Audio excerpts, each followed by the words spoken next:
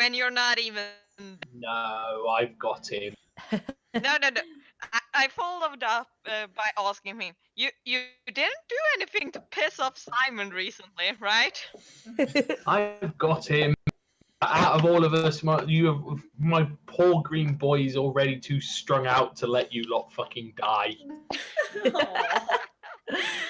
he Aw, we actually love care him about too. us now? You have no idea how much fucking shit goes through my head every session about this poor boy and you lot. Yeah. I don't play party dad, okay? I play party I cause all the problems. Party dad is other people's roles. How the fuck have I ended up doing it in this game? You're playing with me. Simon, we're broadcasting to the world this whole conversation. It's Maybe mute.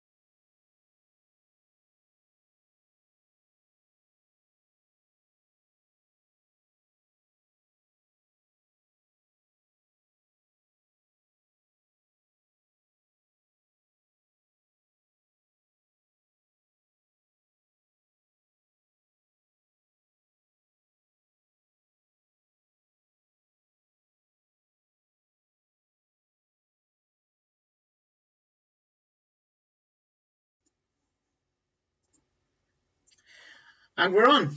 Hello, everybody, and welcome to Chaotic Neutral and our D&D 5th edition campaign, The Benefactor. I'm here with our guys here in the UK and in Sweden. We are missing Aiden, Rodrigo, who unfortunately is ill for this session, which is going to be interesting because he's in the starting scene. But we still have Felicia, Nick, Kate, and Corinne. And we're going to carry on from the duel where we ended at last session. And we're hopefully going to be unraveling a bit more of the story today. So, hello, everybody. Hello. Hello. I'm Okay. still just seeing the host. Right, okay. Just hit refresh. You're fine. We are Okay. broadcasting. Right, okay. Okay. Yeah, that's So, me. thank you, Corinne. Right. When we left off, both Aiden and Tarok Groshal, Garok Groshak, were in a duel after Aiden stopped Tarok from harassing a local alchemist called Morag. Morag had given him a strength potion, which made his strength go to 19. And he went bravely into the square in the middle of the city and started facing down Tarok, and they started fighting. Tarok had an edge, so Aiden had the strength potion, that he went in with, but Tarok had his blade poisoned, and the blade, when it bit into Aiden's flesh, put him into, very itchy nose, into a form of barbarian rage. When he started talking, when he started fighting, he was always going with advantage against Tarok, but then granting advantage to Tarok. Oh, excuse me. I've just recovered from a cold, so please bear with me. This seemed to play well into Tarok's fighting style. He kept slashing with the scimitar, double strikes, bam, bam, bam, bam, and he started cutting into Aiden, but Aiden, in return, started trading blows with Tarok. He managed to get a devastating blow on Tarok, taking one of his eyes in the process, and when we left there, both Tarok and Aiden were at death's door. Mechanically, one of them is on 3 hit points, and the other one is on 4. Okay. I'm so scared. I am unbelievably terrified. So, Oh, poor boy. not only that, 3 hit points and 4 hit points, and it was Tarok's turn to strike. Now, because we don't have Aiden, I was going to open with a dramatic roll-off to see who would land the strike. Now, because we haven't got Rodrigo here, I've pre-rolled the next set of strikes. But there were other things that were going to go on as well, and I want to make sure that you guys get a chance to react. So, in order, Glory was going to throw acid at Tarok. Not quite the duelist way, but that's what she was going to do. And I think Eclipse, after downing an invisible person who didn't drop the invisibility when they got dropped to the floor, believes that they're wearing some sort of cloak of invisibility and wants to nick it. Mine. That's our girl. Mine. So there's, I'm going to describe the blows and then call you in on your action. Okay? Question, can I change the spell I was gonna use? Well, you haven't cast it yet, so of course you can.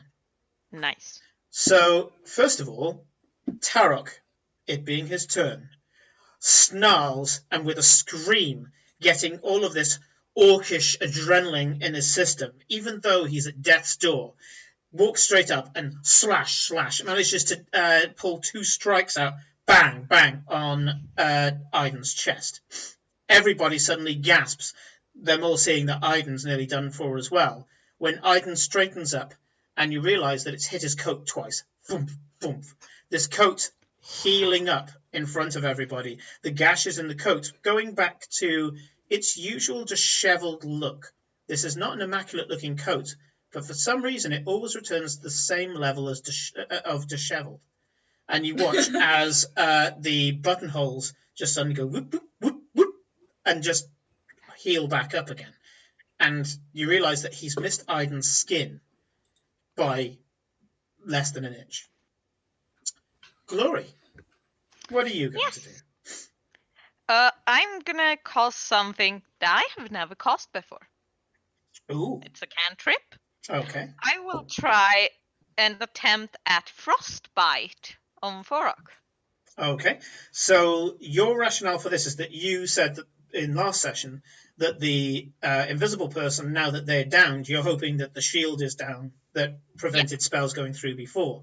Okay, so what's the difficulty?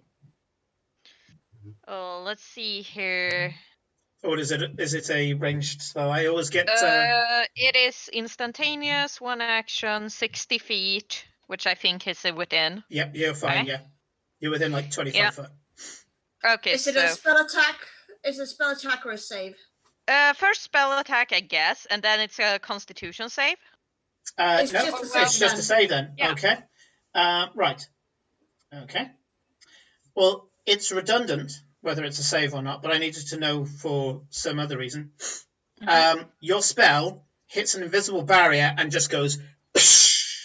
The barrier lights up with blue light, and a bunch of people turn around and start booing you, Glory. And they're like, cheat, run, all the rest of it. And people are basically just, they go back to look at the fight, but they do turn around momentarily to berate you. Yeah, but the reason why I wanted to switch spell is because this one is only described as you cast Numbing Frost to form on a creature. It doesn't say that it is any physical showing from me when I cast it. So yeah, my fault was I cast it sneakily because then There's some You sort of probably barrier. did. Okay, no, I'll accept that. I'll accept that you just kind of surreptitiously willed Frost to go on him. The barrier still goes off, of course. but rather than looking straight at you, they look in your general direction because the barrier went off closest to you. They look in your general direction and just shout cheat, but they're not looking at you specifically. Okay? But other than that, the same thing happens. Okay? But you're not personally castigated as a result. Yes. So, as you do that, Aiden steps forward with the last of his strength and raises his rapier and brings it down in a stabbing strike. Torok is still off balance from doing this double slash and looks like he's about to collapse himself.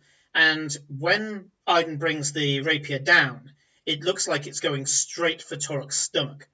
At that point, Torok actually stumbles out the way. It's less a dodge and just allowing gravity to throw him to one side as he stumbles still on his feet, and the blade hits the floor. Now, Aiden, through years of practice, manages to get it so that the blade bounces up and he goes back into an on-guard post. But you can tell that his swaying on his feet, they both are. Neither one of them capable of just standing still. Okay. Come on, lads. The next person to act is Eclipse. There's this outline of dust on the floor with the invisible assailant that ended up sending a crossbow bolt into all three of the healing potions that Aiden was using. Okay, can I kind of sneak through the crowd, weave through it so it's not obvious I'm going to, ooh, loot, buddy! You were kind of at the back of the crowd to be able to do what you needed to do anyway, so I'm going to say that everybody is looking inwards. You can just basically step backwards and walk to what is effectively a bare piece of ground and look like you're picking up a coin or something. Yes, I would like to do that. Do I need to do any check or? Yeah, the check is going to confuse you for a second, but I want you to make a perception check. Okay. It's +2, I'm pretty sure. Let's bring up my character sheet. There we go. Yes. 9. Okay, so you see nothing until you go down to reach for whatever it is, and whatever this person is on the floor, and you suddenly feel invisible kind of cloth. But you realize that what you're reaching for, and you were thinking that you were reaching for like a torso or maybe up towards the head, looking at the outline, you're actually holding on to an invisible arm. And at that point, the arm and the rest of the body that you're holding on to becomes clear. You're not holding on to the body that's lying down on the floor unconscious. You watch as a half-elven woman pulls back the hood of her cloak with her other hand, and the first thing that you can see, other than this pale-skinned, blue-eyed, blonde-haired half-elven woman, so she's half high elf, is you notice that there's the green symbol clasping the cloak shut. Hello. When she pulls Stab her in the face anyway.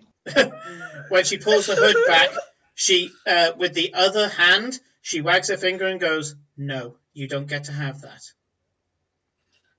Oh, how do I get one? Just stab her Hard work. anyway. What? I didn't hear where Nick was talking. What did you say, Simon? Hard work. Back off. Oh, it's very good. All right. She steps up, looks around, and puts the hood back on and disappears. Still want it. I just look really dejected. Okay, I'm going to offer up to Kate and Nick. Is there anything in particular that you want to do now as the two, but the half-orc and the pasty-looking human are circling each other and what seems to be gearing up for a final strike? You go first, Kate.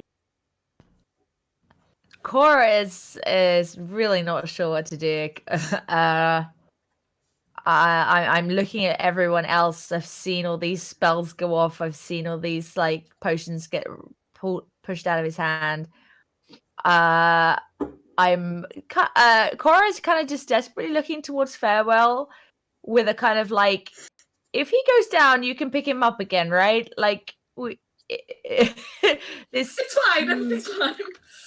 Yeah, kind of, because like there seems to be an official duel that they can't interfere with. They've been trying to interfere, and it's like, so she's sort of like there with her spells kind of prepped, but with nothing she can do except potentially leap in and go, I offer as tribute. But I don't think that's how duels work. I think Cora would understand how duels work, wouldn't she? Yes, I mean, you've mostly seen street duels. This is not a street duel. This is a proper sanctioned duel. They said at the very beginning that the Duke himself agreed to for this to happen. Okay, so you kind of know that this is something different, but you know that even as in a street duel, if somebody else gets involved, it can go from street duel to riot. And so normally both sides are there trying to keep the other side back. And kind of, so around the sides of a duel, they'll both be pointing fingers and screaming, get back, stay back. Yeah. Right. Okay. So Cora is like, she's looking at Farewell in a kind of desperate, like, please be ready to get him. And she's got her potions too, thinking, are these going to work if he's actually downed? And then, but is also looking around to see that no one else is interfering from other sides. So she's not really doing anything except just keeping as observant as she can. Yeah, go on. Give me a perception check. Ooh, roll good. Remember, you can re-roll natural ones. Yeah, it's not a natural one. It's a 3. My perception on top of that is a 3, so 6. Woo! She's really not being observant. She's trying to watch everything and she's seeing nothing. Okay, the crowd is undulating, and many of them are bigger I'm than short. you. It's this giant crowd of not incredibly well washed people to some extent. So as you're there trying to poke your head through, in some cases you're like, I would not choose to be within 10 foot of you, and I'm not sticking my head in between your leg and that guy's leg. I don't know if this is considered cheating, but can I roll for a win? Because she can fly above everything. Yeah, if you choose to, you can remember, as mentioned, you can just switch your sight from your sight to hers. Well, would you allow me to do a roll now? Yeah, absolutely. Yeah. Okay, because she does have perception. I've not rolled for her before on perception. It's not. It's better. Where's my? I wrote this down. Her perception is a +3 as well. Oh, so she gets a 14. Better, but okay. And a 14, yeah. I mean, most people are trying to be unseen from the ground. From the air, you can see that there is one person who's frustratedly kind of making gestures with his hand inside his coat, and he's just there. And after a while, he just goes, "Pah!" Just throws his hand down to one side. You could see there was a little bit of arcane energy going off, but you could also see that it was spluttering. Okay, and you have heard something, Kate, that you've been in the city a long time, about a thing called a Palma Magica. Okay, this is something that I'm wondering if Roan will already know about. And you can see that the adjudicator, the official, is wearing this quite bulky amulet around his neck. And you remember that there's something that the Duke has. He has a number of these amulets.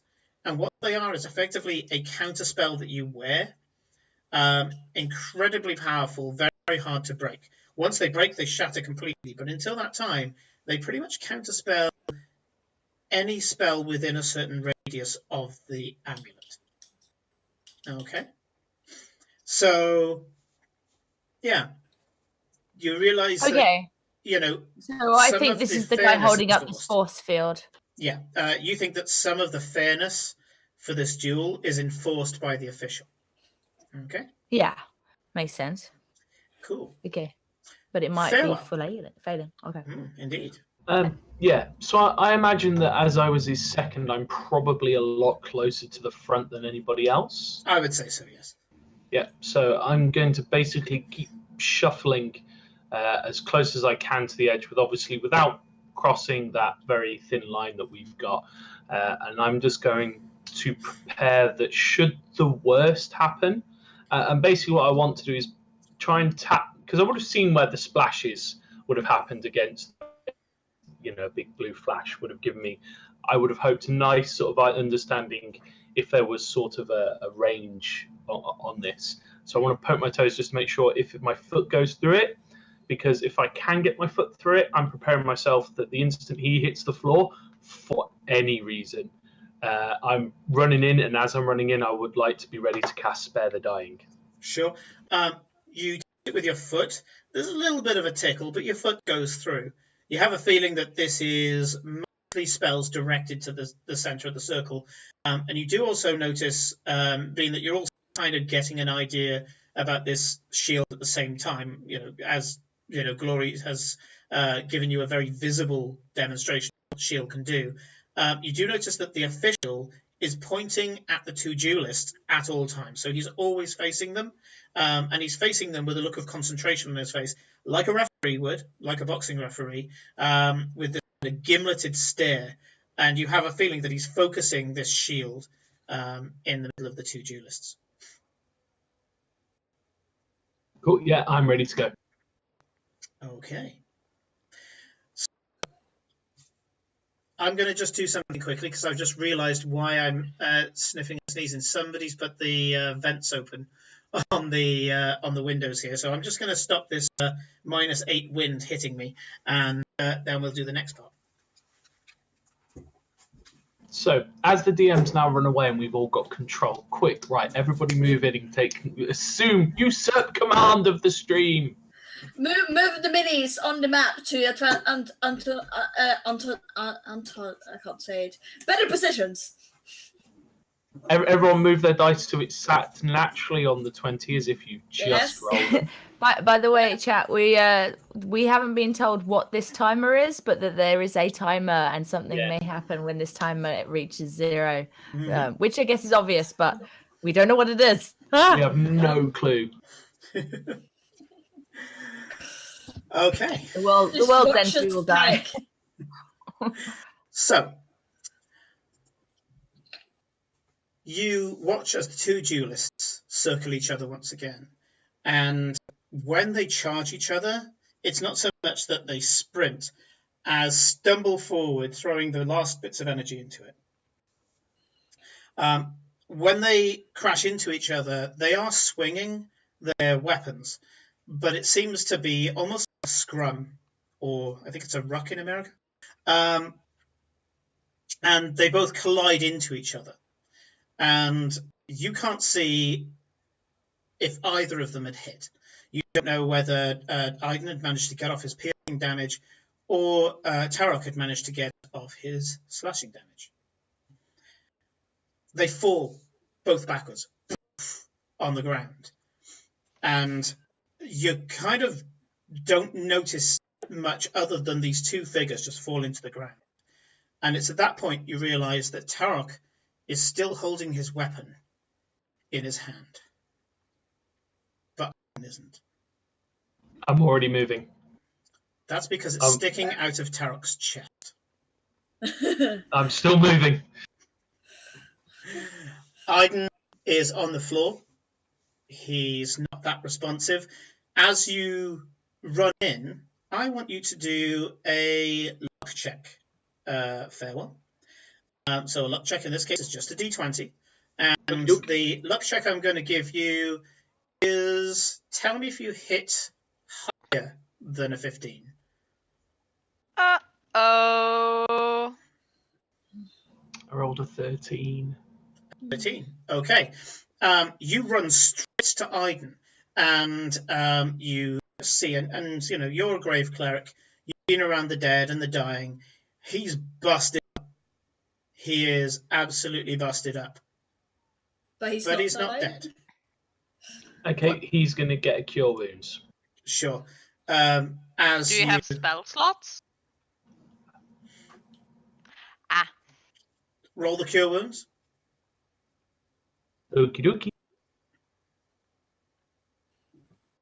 So that's a 7 plus 5, so that's 12. With a silent crowd around you, them wondering if this somehow has been some sort of draw where they both killed each other in the same moment, you can just see, from your vantage point, the chest just start to rise. Slowly, weakly, start to rise, and with his first breath, you suddenly know that Aiden's going to be fine. The first words out of his mouth are, "Fuck!" Yeah. Yeah. At which point the crowd laughs and then bursts into applause, cheering, other than, of course, Tarok's supporters, who are kind of edging forward, kind of looking as if to say, can we do something? I mean, he's got a thing sticking out of his chest. And at that point, Aiden's blade pulls out of the chest of Tarok and hovers in the air and then drops to the floor when immediately in front of everybody stands Renata Green. At the look of her there, the crowd that was going to surge forward stops in their tracks, and she goes, looks down with a kind of bemused look, almost like she's about to play with a puppy. Brings her face right down to Tarok's, puts her lips to his ear for just a mere second, gets up, walks over to Aiden and says, "Well done. I will see you later." and starts to walk away with that second word. At that point, you hear as Tarok wakes up as well. He looks around and just looks down at his chest, blood just completely soaking his jerkin. And he puts his hand on his chest, and you can see a look of panic on his face, and then a sudden realization as he feels the wound on his chest close. Simon, as she appears and starts whispering into his eyes, into his ear, can I cast Eyes of the Grave, please? Sure. I believe that allows you to detect undead. Oh, hold on. Yes. I think it's undead and ghosts that you can get to. Actually, ghosts are undead as well. As an action, you know the location of any undead within 60 feet of you that isn't behind total cover and that isn't protected from divination magic until the end of your next turn. No undead. Interesting. Ghosts are normally covered under the undead thing. If there's any like banshees stuff, they're usually classified as undead. Expecting a lot of ghosts around me, to be quite honest, but no, that was not the reason I was thinking. I'm assuming that she's also pulled the sword out of his chest. The sword pulled out of his chest of its own accord, hovered in the air, and then fell to the floor. You have a feeling that when she was still invisible, she pulled it out. Yeah.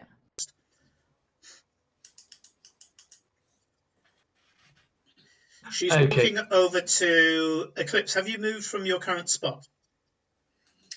Not much. I'm still standing by like the guy that I killed. Okay, You can do it. Like, I'm kind of hoping that like by just standing here, someone will come and actually give me the cloak. Prepare for So disappointment. did I get confused that so you killed someone that wasn't this elf, and the elf took the cloak, or I thought No, the elf already had the cloak. I think I accidentally like at least 0 hit points a member of the Green Organization because I didn't know who he was.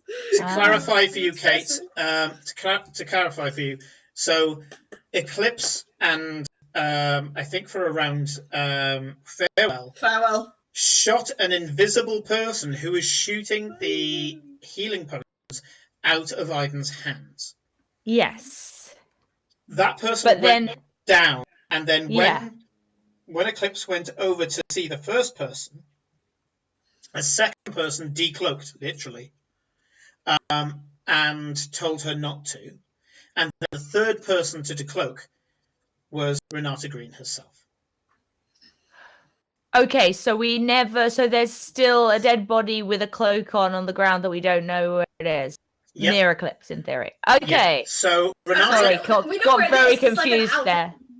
This I is see. outline. This is just outline of the body that hit the floor. So we kinda know Yes, where it is, I thought that was the elf. I got confused that there was a second No. cloaked person. Okay, cool. Sorry, I'm back on track. I'm sorry. no problem. So Renata walks up to where Eclipse is.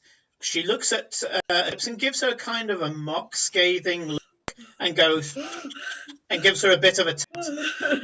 Then she I walks. look very proud. Then she walks like up. a cat. I just dragged in like a gift, like like a dead rat or a bird, and just put it at its owner's feet, and just that kind of look, and be like, "Oh yes, give me praise for this thing that you didn't want." You got a tut. And she walks up to Finnair next to you, but where roughly the half-elven woman was, and she goes, "Will she be okay?" Then you can hear just on the edge of your hearing, Eclipse. Yeah, she's going to be fine. I managed to catch her before she died, but I recommend not waking her up until we're back at the house. She's going to be, well, in one of her moods. Renata, in full, not full view, but you can hear her clearly, laughs. This kind of delicate, mellifluous laugh that you'd expect from any noble. And she goes, "Yes, that's probably for the best." I Do take her. I would like to say that I'm very sorry, and if you could please tell what's the name of this person? She puts up her hand and says, Eclipse, you were doing what you thought was best, and you did it with great skill. That's all I ask of any of my employees. It's fine. We'll be able to sort this out. Yes, I just if you can give her an apology from me, I'm very sorry. And also, Let's just say that Umbra's not really the forgiving type, but she is the obedient type. You'll be fine. and also these cloaks are very, very nice. If you have to tell me how I work myself out to get one of these, because I would very much like one. Let's just take one step at a time, shall we? And she Just give me a to-do list. she raises her eyebrows at your presumption and your what's the word? Yeah, at your presumption and ambition. She raises her eyebrows as if she's kind of impressed, but also a little playful about it. She turns, raises the hood on her own cloak, and disappears. You do, as you're really focusing to kind of track what's going on, you do see some disturbance in the dust where quite clearly an invisible figure, has been picked up off the floor. But shortly after that, a couple of footfalls that you see in the dust, but then nothing. Very strange. Poor boy Eclipse. No invisibility cloak at level 4. Oh. Nice try, though. I mean, good try. Yeah, whilst this is all going on, Simon, I would have already gathered up Aiden to his feet, and I would have already started walking him back towards the inn. Yeah, he seems to be punch drunk. After his original eloquent declaration to the world, he has pretty much not said anything other than kind of grunts and whir, and like, yeah, you're out for the count, dude. Concussion is one hell of a bitch. Yeah, and so I'm just going to take him back to the sort of inn and just not stop moving. Yeah. So you start heading back to the Hawk and Harness, and it's first thing in the morning. So, this has been sunrise that this has happened. And you kind of stumble your way back to him. Somebody who seems to be a little bit of a auto fan picks up Aiden's blade. And see you later, Rowan. Thanks very much for stopping by. He picks up Aiden's blade, runs up and says, "Sir, you can't forget this, sir," and holds it out. And you watch as Aiden, his depth perception completely gone, tries to grab for the blade 3 times, and you're there thinking, at this rate, he's going to catch the blade. And presumably you take it. Farewell. Yeah. Sure. I'm just going to gather his stuff up and thank you. We need to go. I'll just shuffle him on, Come on, we're almost there. It's fine. Yes, I know. I'm upset as much as you are that I'm touching you, but come on, the quicker you move, the quicker we're there. Yes, I know it's all my fault. I'm really sorry. I promise you, next time we won't go to any of Glory's parties. I won't make you wear any costumes. I can't help but feel that we're seeing some insight to Nick here. That he's had to do this conversation with a drunken friend before. And yes, you're quite right. Yes, promise. Next time you can just stab them. You don't have to be on your best behavior. Yes. So eventually, I imagine I cajole him into his room and put him to bed. Yeah. And then I'm gonna. This is going to sound terrible, but I really just want to say it. But I'm going to play doctor. Oh. So, yeah, I mean, thankfully, you've got him in a position now where he is completely out for the count. The second his head hits the pillow, even though he's well rested, as you say, concussion's a bitch, and he just flops down on the bed and he's just like, Seep now, and then he just kind of closes his eyes, and that's it. He's out. I just love that you take this up when Rowan has left, so she can't scream about consent in the chat. I will have you know that I would have sought consent to at least pick him up. Yes. Anything that happens from here on out is his own fault for not being here. Yeah. Okay. Okay, I'm gonna say, yeah, okay. So you're there and fully dressed. This Iden is just. I didn't say he was fully dressed. Sorry, no, I'm being really bad. I'm being really bad. I'm being deliberately bad. I can apologize. feel Rodrigo cringe from here. Yeah, I will say, for the sake of all seriousness, that I will remove what armor I need to treat said wounds, and so that I'd be confident that he would be comfortable. Because regardless, sleeping in his fucking armor in his great big heavy coat is not sensible. So he will be defrocked to a reasonable state, not one that would cause him any distress should he wake up. You realise that boots and cloak will be enough. So boots and coats will be enough. So the boots, yeah, you just flick those off, no problem at all. Give me another luck roll. This time, DC 12.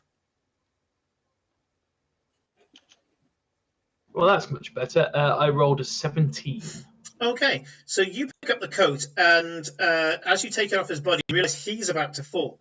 So you just throw the coat to one side and catch Iden, which is the right way around. And you watch as the coat, I keep saying, as the coat glides gently on the floor.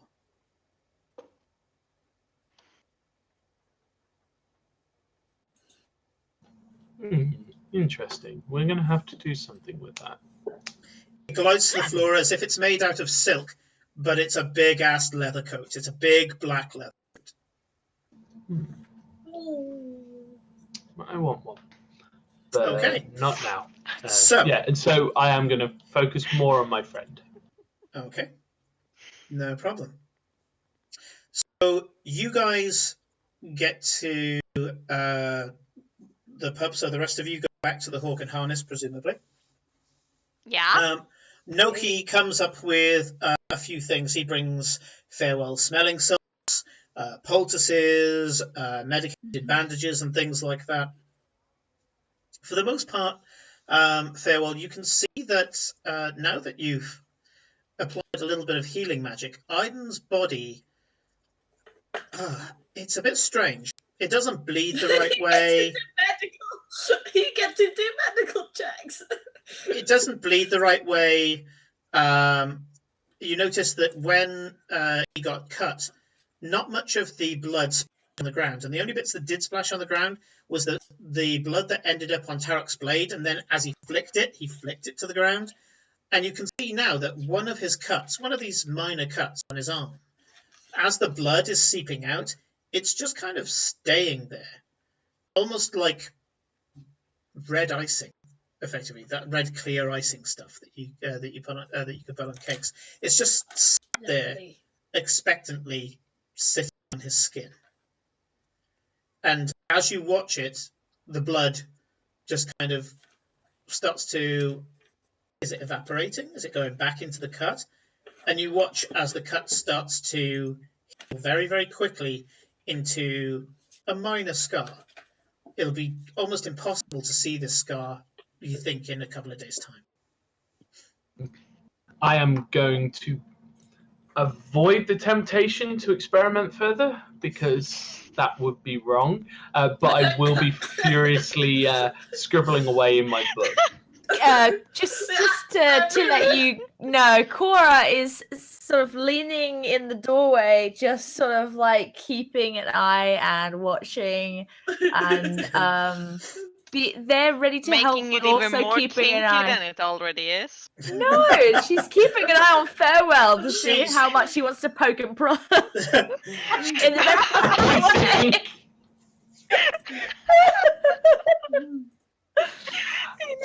Right themselves at this point.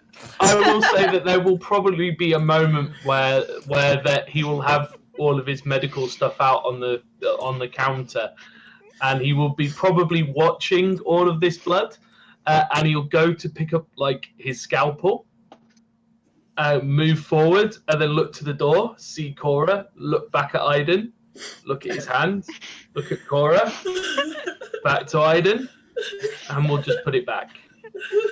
Yeah, she's just giving him quite a sort of look of don't even think about it. Like, Okay. but once I'm happy, I will move over because he'll look like he wants to talk to her about something. Okay. So yeah, you are quite satisfied that, especially now that you've applied healing magic, that all poor Eye needs to do is sleep it off. You can see that he's fidgety, got energy. He just needs to heal, and you know that if he just has what is effectively going to be a short rest, but completely unconscious, he's going to be fine. Oh God, you are all so smutty. You should all be ashamed of yourselves. All going into terrible places. His interest is purely scientific. Thank you very much. Sure. yeah. Cora knows that. She's just giving the big sister kind of look of like, Don't cut your No, friends open don't- and pay in their insides. well, Yeah, don't play with yeah. your food almost, and so that sort of like look, not playing with the food, but like that kind of Food. just He's part shark. yeah. Anyway, Oh, yeah. It's probably 9 in the morning. It's not even. What time Yeah. is it? It's around about 10 to 9 in the morning. So, this near-death experience for Aiden means that he's out for the rest of the day. You guys have got the rest of the day to do whatever the hell Second you want. breakfast. Yes. Oh, by the yeah. I am a way, halfling I was after gonna- all. I was gonna say to Nick, did you knock off a long rest after The the duel? not the duel, the Yes, Sorry. I didn't use any spell slots anyway, so but I did use a lot of spells last session and one this session. So you can tell Farewell looks tired, like he's used a lot of magic. I mean, I think and- Farrell probably needs to go to bed as well. he Yeah. Yeah, he'll probably does. need to sleep the morning away. yeah, Yeah, or just but- rest. But he will sort of shuffle over and be like, "Can I talk to you a second, Cora? Yeah, sure. Come in. It's all right. He's asleep and he won't move." Mm. Roll. Oh, and if he twitches, don't worry. For some reason, I think that's completely involuntary. Not a Think. disease or anything. It could be anything. So, last night, that didn't go well.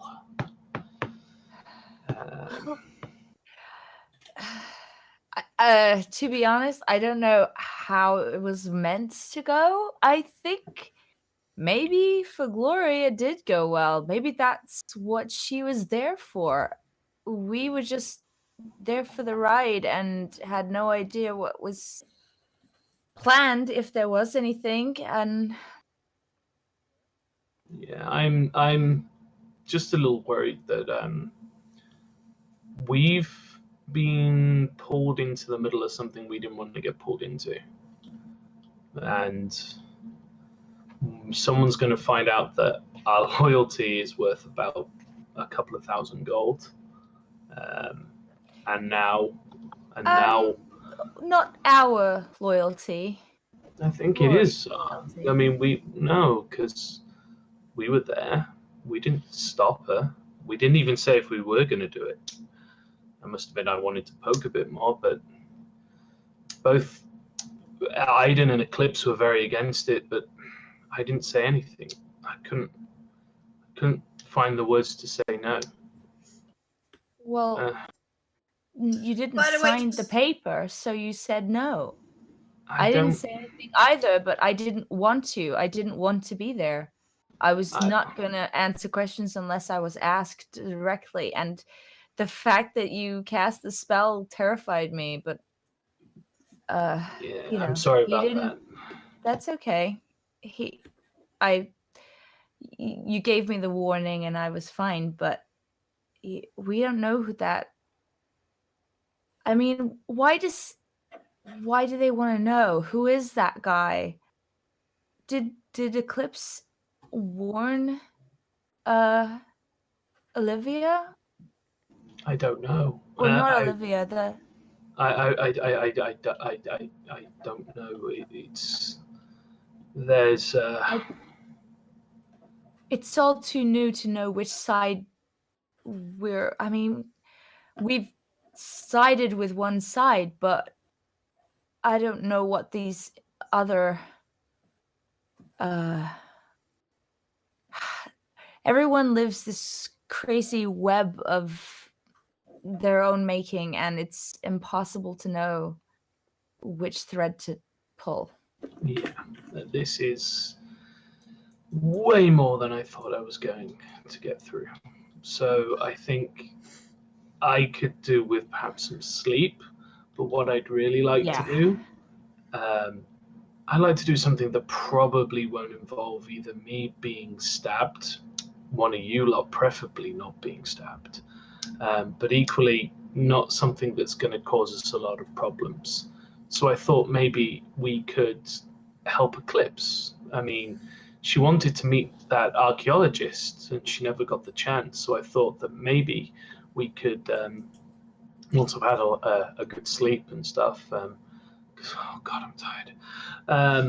Is go meet them and we can find out about Juritan and all this stuff. I mean, come on, it's Jordan. I can't. Juridan, thank you. Because let's be honest, it's a museum and an archaeologist. I mean, they're not exactly the most adventurous people, and there should be minimal stabbing. What do you think? Well, I mean, to be honest, anything can happen. And the last time we started talking about the temple or whatever she was interested in, we got into a big fight. And so you never know about the stabbing, but we're ready. But yeah, I mean, until we're called on again by Miss Green, who was interestingly there just now, which is. Are you not the only one that's... God, I'm so much time. I don't know what to do with myself. I think that's the reason why I'm going stir crazy. You're what? I've got so much time. Yeah, I know. Yeah, true.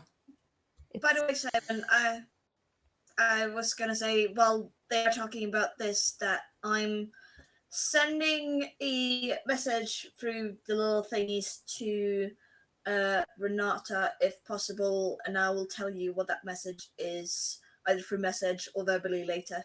Okay, sure. Ooh. Secrets. Secrets. But yeah, I think that would make me feel better. I'm still pretty upset that he's like that, and I think I'm pretty angry that, well, just about the fact that we got, just everything that's happened so far, and I don't know what I'm angry with, or even if it's just me. I just feel really angry. Yeah. Well, you can use it. I know it's all a little confusing of what's really going on and what are they. I mean, everything seemed so laid on. I mean, look at this place. Look at this. Look at his room. Like, he said he was living on the streets before, and now look at the place. I mean, and yet what have we actually done? We've Yeah. killed some We've- people. Like, okay, yeah. But Yeah. oh, Hmm? I was just flashing back to when we were fighting with people and you went down, and do you remember I told you about that cat? What is it with you and that cat? I don't know. It was just Cat. it was not a cat. Just Anyway, be a cat. I mean, I don't know. I was out. But look, if you wanna go looking, I'm gonna go looking No. for a cat. if we go that way, I will keep my eyes open for a weird talking cat. But no, let's help Eclipse find this archaeologist person and see if we can get her closer to her goal, and hope that she doesn't then rat out someone for 2,000 platinum or whatever. Yeah. I'm gonna go sleep because I need to. You look like crap. Go to sleep. Yeah, I'm gonna go to bed. I'll I'm leave gonna you get to talk to breakfast her. again. Okay. So, Farewell, are you taking a short rest? I'm gonna settle in for Sleep a long until we rest. I'm gonna out, sleep yeah. in for a long rest. And so basically, I will be asleep until somebody comes and wakes me. Okay, so if you take a long rest now, you'll be ready to go again at 5 p.m. So sure, okay. Having only been up for Being like an Alf. hour and 15 minutes, you go But back he's to exhausted bed. again. And you get to do and live the dream that I haven't lived in many years of effectively being a student again and crashing down. Yes. Kind of jealous of your character now. Anyway, so Cora, you Yes. step out of this. Farewell goes back to his bed. Yeah, Cora might have plans for the day, but I'll let someone else do their thing depending on Well, what everyone else I'm is going to say doing. that Eclipse and Glory end up being sidetracked by Loki downstairs as he asks for the full details of what happened. And if you go downstairs, you will find that that he's there going. Glory and Eclipse are managing to kind of, between the two of them, kind of talking over each other in the way people do when they're trying to recall the same story. Give Noki the lowdown for the fight, and he's looking with absolute kind of mixture of fascination and horror. And he goes, "Oh, Poor Noki. thank God he is all right. I mean, but no, it is good that that Aiden is okay. Yes, Yes, very good. he's in good hands. He's in good hands if Farewell is looking after him. And he starts absent-mindedly pouring drinks at this point, which you find that he does tend to do when he's worried. And he's just kind of handing over drinks to Eclipse and Glory, and they're kind of either, depending on what the drinks are, enjoying them or just politely sipping at them. Okay, I Probably head back enjoying down and join up with them. Sure. By the way, Simon, did you see what Felicia was asking you in the chat? Because you didn't really respond. In the chat, let me just go and have a look at the chat.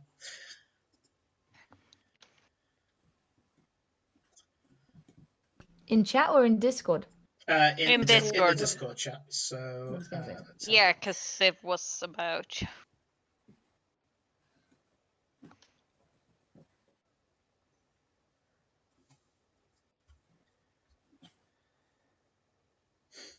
I didn't want to talk over everyone, so I just typed it out. no, that's Yes, yes, obviously to be better at checking the message. normally I have it on my phone, but I had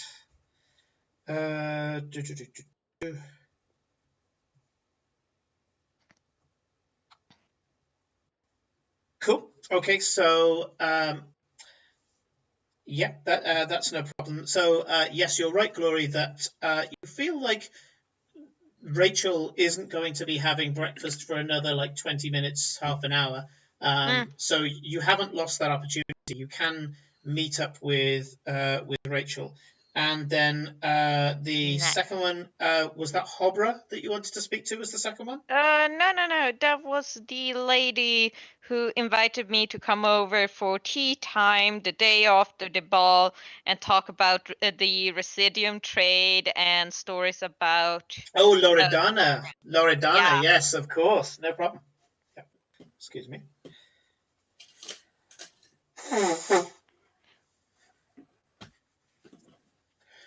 It's incredibly cold, dry air here in the UK, so do apologize. It's cold, but not so dry here because it's snowing.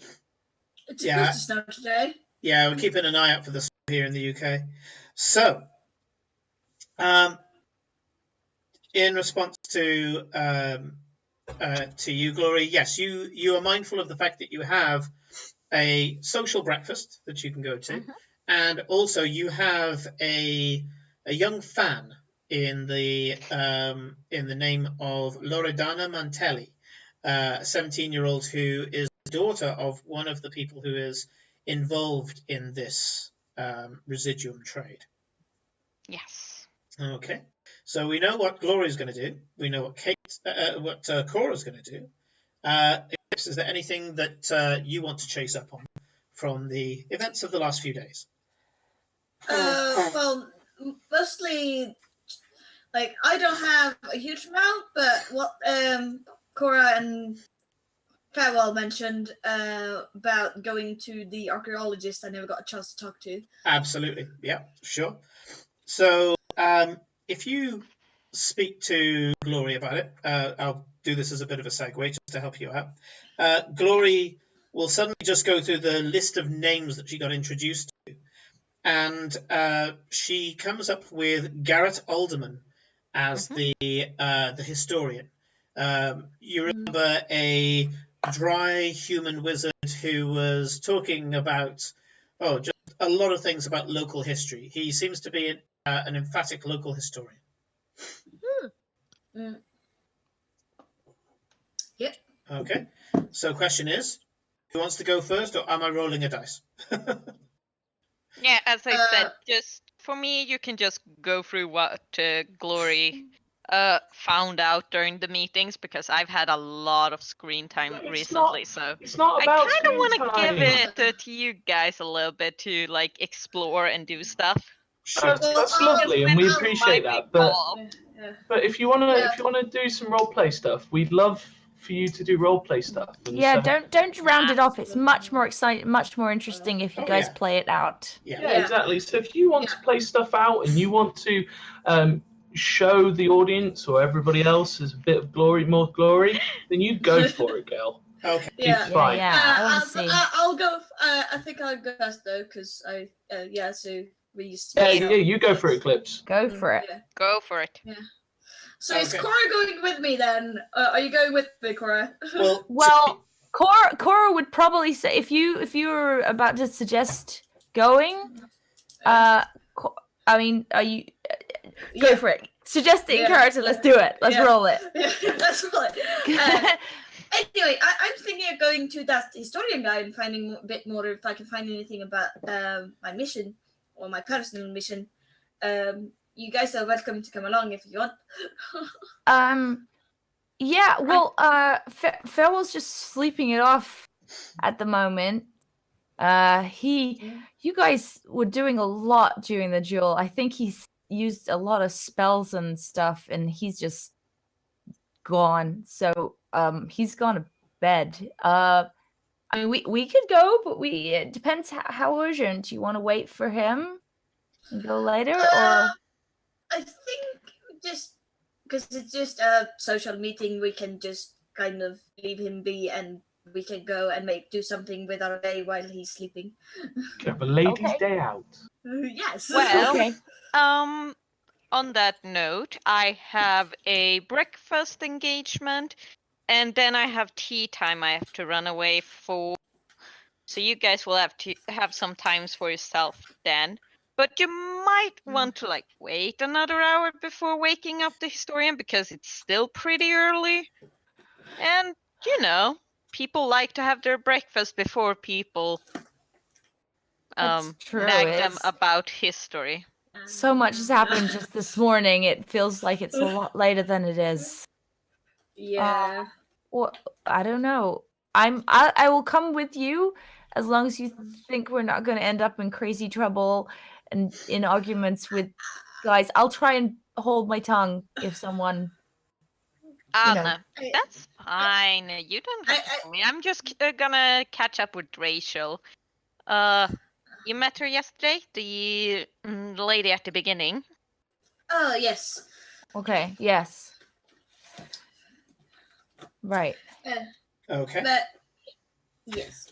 So you guys walk together through town, and you do get, not very often, but just every so often, a look from people in the street. You're starting to be recognized, especially in the local area. And a perfunctory nod to glory from one or two people, and you realize that these are some of the younger go-getters who have managed to drink till late, get up early, and are going off to the various pursuits of the day. And you walk into the merchant's quarter, and Glory takes you down a couple of well-respectful back streets. These are kind of these little bohemian tucks where there's small, colourful shops, little pocket fashions and things like that. And you're kind of going into a little bit of a Montmartre of Ostergard. This is again a bunch of small protected streets where some of the small high-class shops are.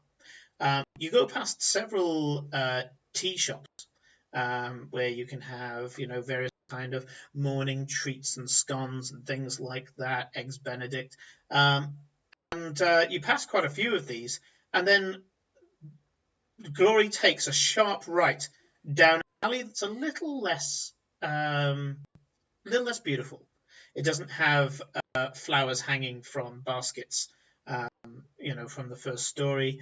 And off to the side is, I guess you'd call it a greasy spoon in this area, but anywhere else in the city, it would be a very well kept and very clean cafe.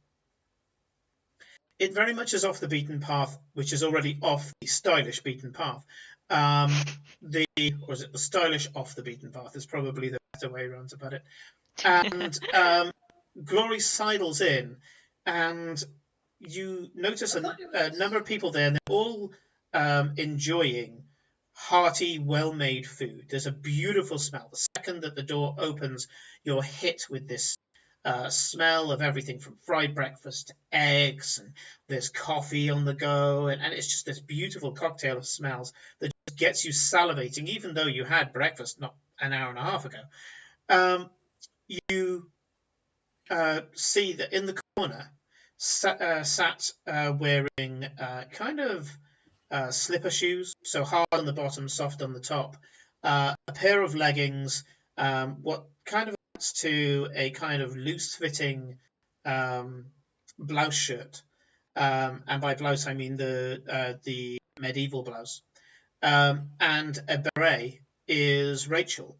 She's currently leafing through what seems to be a sizable-looking black book. This girl does not have a little black book. It's a good A5, and it's got things kind of posted in there and notes scribbled all over it. She's flicking through and correcting notes and writing various pieces in as she's spearing what seems to be a sizable stack of bacon and eggs and fried mushrooms. And I'm in love already. She's shoveling You're this not stuff there. down. She looks Fine, up. I could be. She looks up and she almost squeaks, but she kind of catches herself mid-squeak and says, "Glory, you're here and you brought friends. Please, darling, sit down, sit down. You're welcome. Sorry, I so many names yesterday. Coraline? Coraline. Cora. Cora, Oh, yes. we're going with Gorge for the yeah. Yeah, you And- went with me. That's and- what. I just said. wasn't sure we were going, but we are. We have been taken. Okay, we Yes. here. I have a feeling that wasn't necessarily the plan, but of course, glory being glory, that's what the plan became. Yeah. It's like grabs probably both arms and whoosh. Come on now, girls' morning out. Yeah. And she goes, and Eclipse, I don't normally get many tabaxi in this type of surrounding, so you stood out, lady. Right. Please sit down. I'm just going through some notes. And she finishes off a few different things, and you can see bold as brass on this open book. There are some adjectives and words that would make people blush, but there's also a lot of other different things. There's names of people who can let people into art galleries. There's particular composers and bards that she is drawing lines across the page, very kind of haphazard notes, and she's drawing them from one person to another person and kind of making a diagram of how to connect people in the next few years. Mm-hmm. And she said, well, that was quite the show you put on yesterday, and I don't know what the hell you did behind closed doors, but you were certainly the superstar by the end.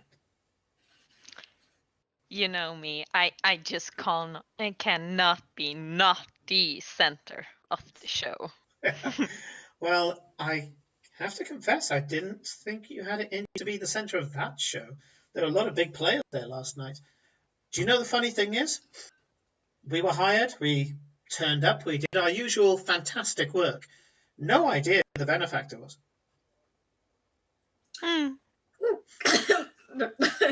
Cora is feeling incredibly uncomfortable.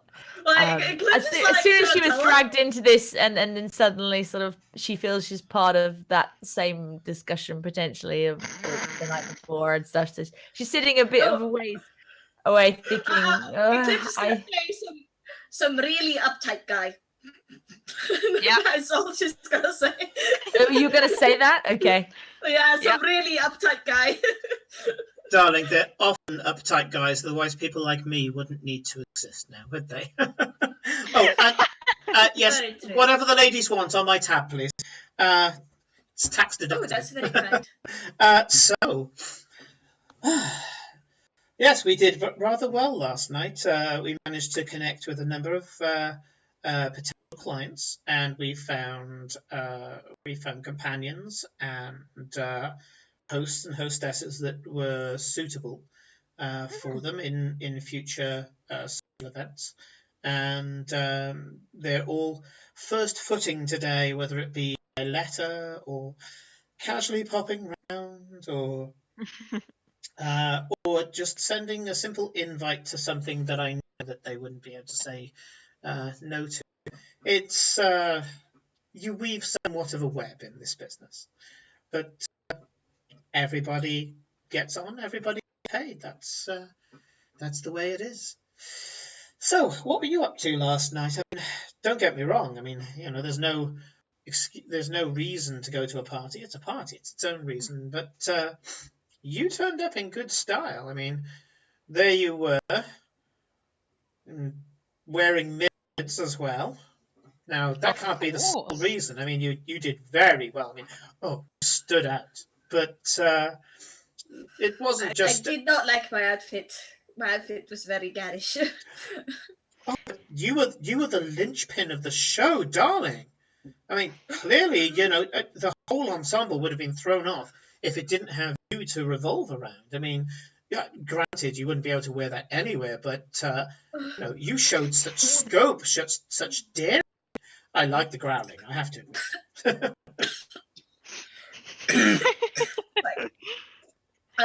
Yes, it was a stroke of genius, honestly. I somehow managed to serve a man's court papers during the soiree, but that's about it.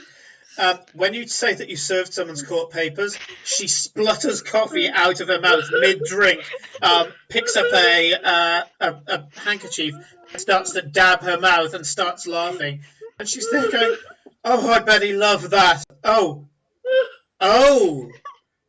that's what happened. And then she starts to recall that after you guys left, around about 13 minutes after you left, one of the dwarves basically had a screaming fit by the side of the dance floor and was politely asked to leave.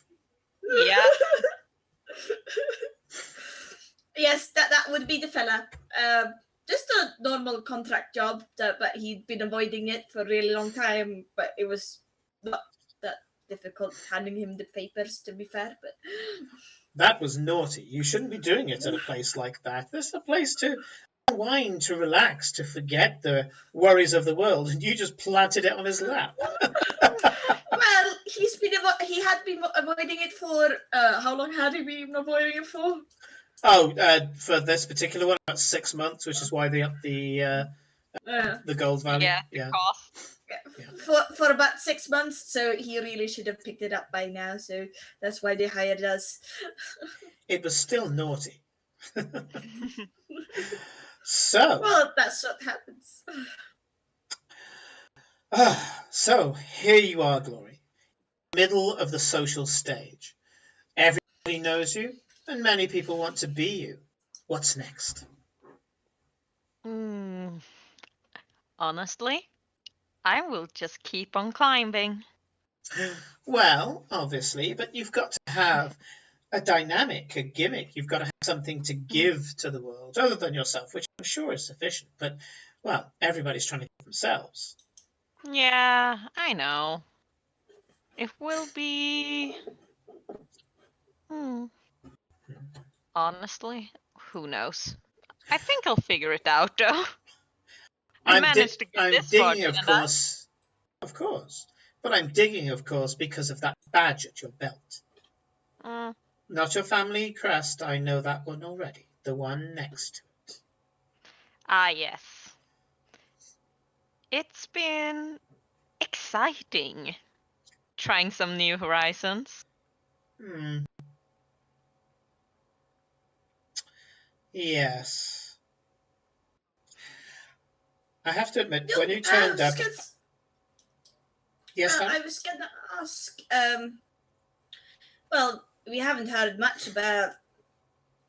Well, we heard a bit about what other, people, leaders around the city think about Renata Green and her organization, and I would just like to ask about your opinion of the lady. My opinion is I wish I knew more. She's an accomplished woman, a powerful woman, an intelligent woman. I have tried to penetrate the walls of her house many times with my... Sending spies. with my No, spies! Such scandalous language. You've got to be careful. You're too naughty for your own good. But no, I've been trying to find out, well, what her yum is, and all I get is yuck. And I must admit, it's frustrating me. Yeah. I'll not be the only one frustrated. She's got so much to do, so many worries in the city. There's got to be something that she likes. And I don't know how to provide it. Well, apparently, Glory got a visit from the king last night, which was very surprising. Yes, that was an interesting. He's quite a good dancer. That's the king. Damn it. I know what the king looks like, and he must have used some sort of external illusion. What did he look like to you? How did he look like to me? He was a guy, slightly older, if I remember right. Yeah, he was an old, short... well, he was a guy in his late 40s. Late 40s, early 50s. And he had short hair to the point of almost being bald. I'm kind of going down a bit of a Jason Statham line here. Right. And as you say, he was a good dancer. He was calm. He was polite. Do you describe this to her? Yeah. She goes, "Yeah, that's him." To everybody else, you were dancing with this foppish blonde-haired guy, and she describes to you a guy that is basically early Heath Ledger. Yeah.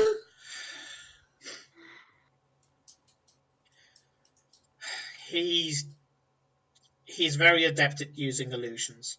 I'm sure some people would have seen him for who he was, and other people would have seen him for whatever they intended to see him as. He's good at these selective illusions. You see what you want to see, or you see what you need to see, or I don't know. He's always annoyed the hell out of me, but at least with him, I've managed to get a little business. But yes, if he was there, then I'm sure he had interest in recent events. I'd put money on the fact that he watched Aiden's duel this morning. I couldn't. Not blood, not first thing in the morning, not with a hangover. No. That is not your style. So. No one actually died in the end, so. Good Not to even hear. sure who they decided won, actually. From what I heard, it was your boy. Oh yeah, his stroke, he managed to down him, so by technicality he won, even though both went down. It's Yeah. not who goes down, it's whose heart stops. Typical. Well, yeah. And I heard that he run Turok through with a mighty scream, or at least that's what the bards are starting to write right now. Oh, Slight Aiden's gonna love embellishment, that. but that's to be expected. Yeah. Your I'm boy is sure going to he be a will household be name. delighted to be remembered. Well, yes, he's going to be quite a household name in Osgard within the next couple of days.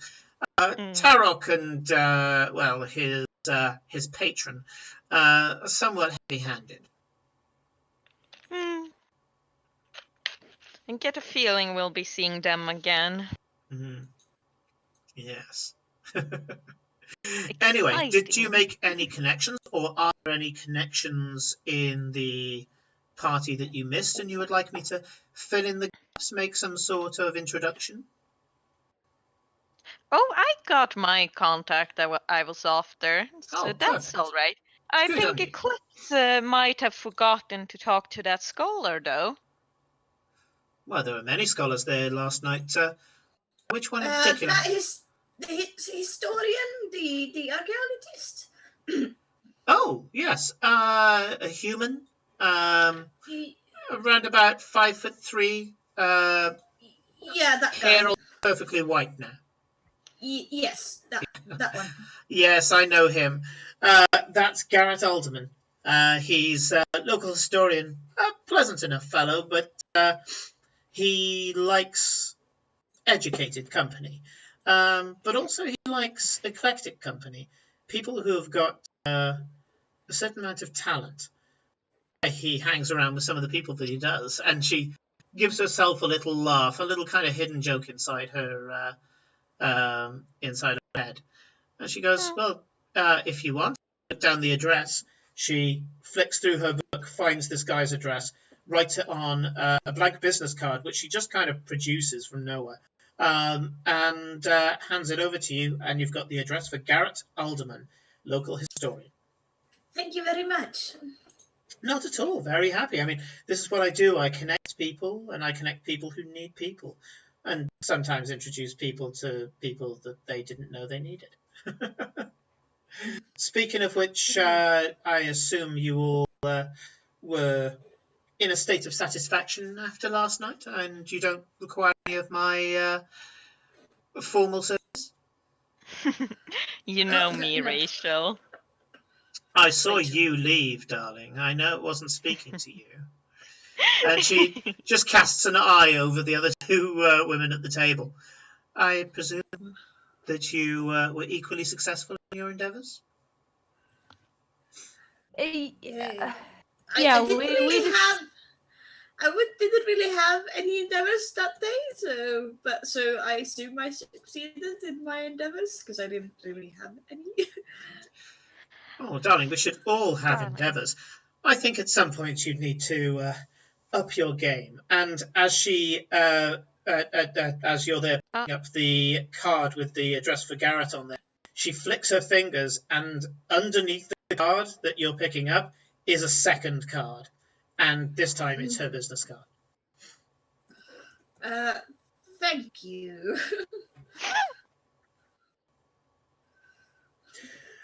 She looks at Cora slightly oddly and goes, "No, you're fine. I can tell." So, what does the day have as, and as you're saying this, various kind of little snacky things are coming up on the table, little pastries, little bits of melted cheese, and kind of like a single crumb of like a kind of bacon lardon and things like that. And it seems to be like delicate finger food a la fry-up. And various kind of tea and coffee has just been plied onto the table as they realise that all of this is going to be put on her bill anyway. And she says, "So what does the day hold for you, ladies? How are you going to seize the day?" Ooh, I got tea time with this lovely little lady that I met yesterday. Mhm. She was so fascinated by Galra. I just like absolutely lovely. And I don't mind telling her stories. You know how I love back home. Okay, well, and for you, Miss Cora, how are you going to see the day? How are you going to change the world around you? Look for a cat.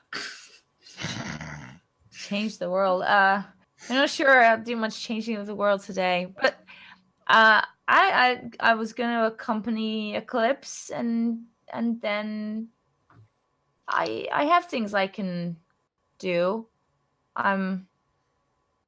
I don't have any specific plans though. Just Really. going out there and seeing what opportunities are out there. I like it. And don't put yourself down, dear. Everybody has the chance to change the world, if only for a little bit. Just another butterfly beating her wings as hard as she can and watching the buildings fall. I, for one, have got my work cut out. The leader of the Builders Guild has been arrested, and so I'm going to go and bail her out and then see if I can get some gratitude from her. Again? Didn't she get that a while ago too? You know Loasi, darling. Loasi is, well, I don't know what kind of devil she's part. I've never seen horns like hers before, but she has got a fiery temper. No wonder she can lead the Builders Guild. It doesn't matter how many brawny labourers are beneath her, she always seems to rise to the top. Anyway, True enough. she throws down her business card on the table as if that's money. And she says, "Talking about seizing the day, I'm off to seize mine. Good day, ladies." Bye, Rachel. She stands up, walks out, and you can tell that as much as she's got a lot of personality and character, and there was very much a different flirtatious behavior with you three at the table. She wasn't flirting with you in that way. What she was doing was acting intrepid and what you guess she thought was inspiring. And kind of, she was being provocative, but she was being provocative to try and get you guys on side. On side with what? You're not quite sure.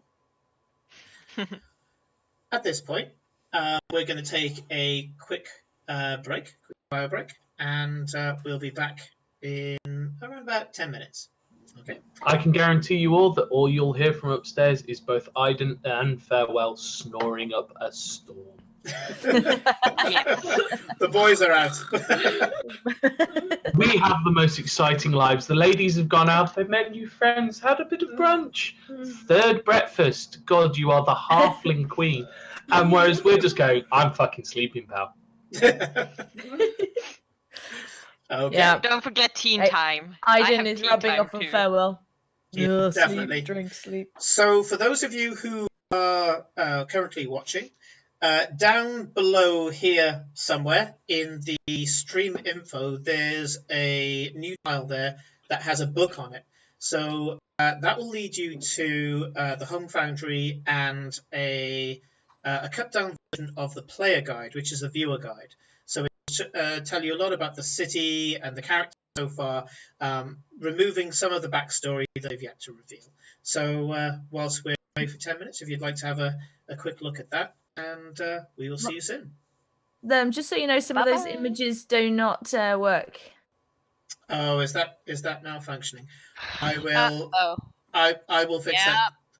Yeah. Okay. I mean, some of them, there's just some, like, our picture images work, but there's lots of broken link Okay. Yeah, images. everything except me and Farewell is not working. Okay. So I wasn't aware that wasn't working, but I do know the cause. It is a We problem will with the Home fix it. Foundry. Don't worry, people. Yeah. All I'll do is I'll just post a PDF instead, which will have all the pictures on it. So, but anyway, you can still read through the rest of it, and thank you for the feedback. I wish I'd seen that earlier today. That's all right. I thought I'd click on it going, ooh, what's cool. Okay. See you in 5 minutes or 10 minutes. Bye. Yep. Bye. See you guys soon.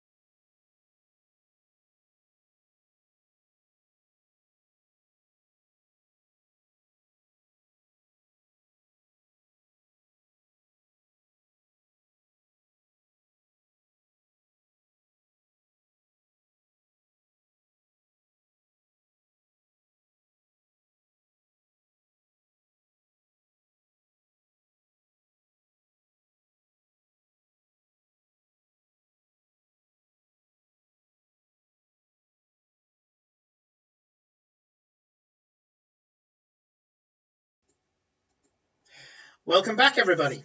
Thank you very much for that. So, when we left off, you had finished having just a quick conversation with Rachel as she was having lunch.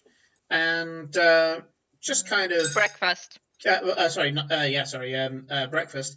And just making sure that Glory solidifies some contacts. She gave you an opportunity to connect with some people. And the main thing is that she gave you the address for Garrett Alderman, a local historian that Eclipse was trying to speak to the night before all of the various shenanigans went on.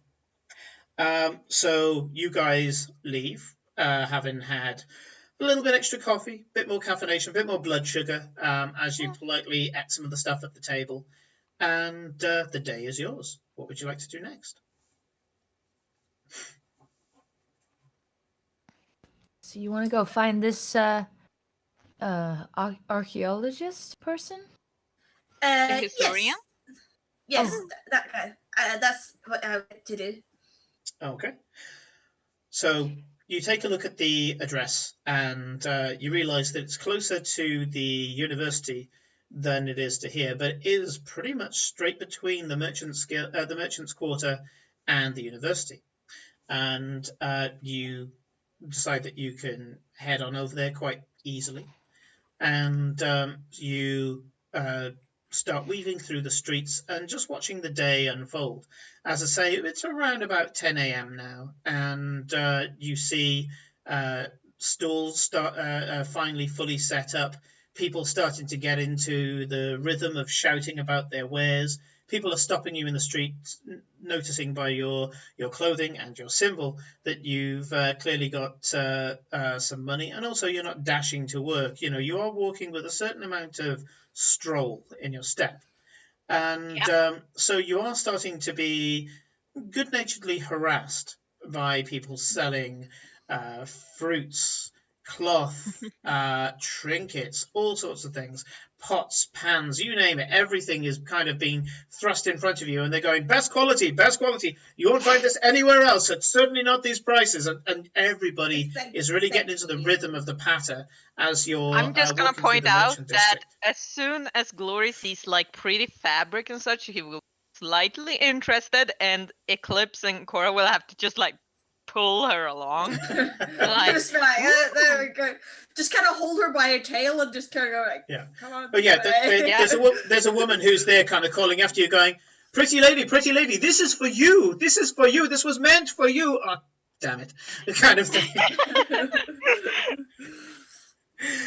You walk through the city, and you kind of touched on it a little bit earlier between Cora and Farewell. But I have mentioned it before, that just walking through without having to rush to work and, pay your way is something that's kind of separating you from the city. And you're starting to feel a little bit alien here. Watching as this machine starts to whir and turn in front of you. You can see not only are these stall holders trying to catch business as it's going past, and a lot of people who are kind of in stroll mode like you are walking by and kind of eyeing up things that are on there, and it's clear that they've got their purse ready to spend. And this is very much a buyer's market here, in that people are calling out prices and then suddenly lowering them and calling those out in order to get that sale. And it starts to become quite a cacophony. And you always knew that this was a noisy part of the city, but you're kind of understanding why. Previously, maybe you kind of tuned it out as you were going from A to B, but now you're kind of seeing how it all works. And you can hear that there's stall holders and barrowmen who are calling over to each other various opportunities. So somebody with fish is being told that there's some that there's a restaurant over 2 blocks over that need fish, and he's like, thank you, and the barrow starts going off, and the second that barrow comes out, another one comes in, and you can see how the people of the city are just needing to keep up and needing to keep this pace. It's weird that you're noticing this. You don't know why you're noticing this, but you seem to be almost hypnotized by it for a short period of time. Then suddenly you find yourself on the main street, and you're dodging carriages and horses and all sorts of others as people are whizzing past. and you start to break out of the merchant's quarter into one of the more well-to-do parts of the city.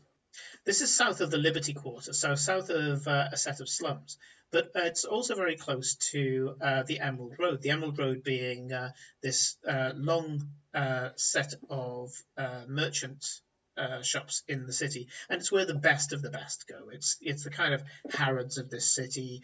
Also, best weapons, best enchantments, best of everything. And often they will have guards at the door, and you will normally have to go into some of these shops by invitation only.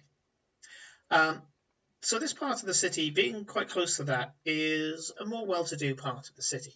Its proximity to the university certainly means that you are seeing a lot more wizards, you're seeing a lot more people who have got the type of clothing that suggests that they are arcane trained.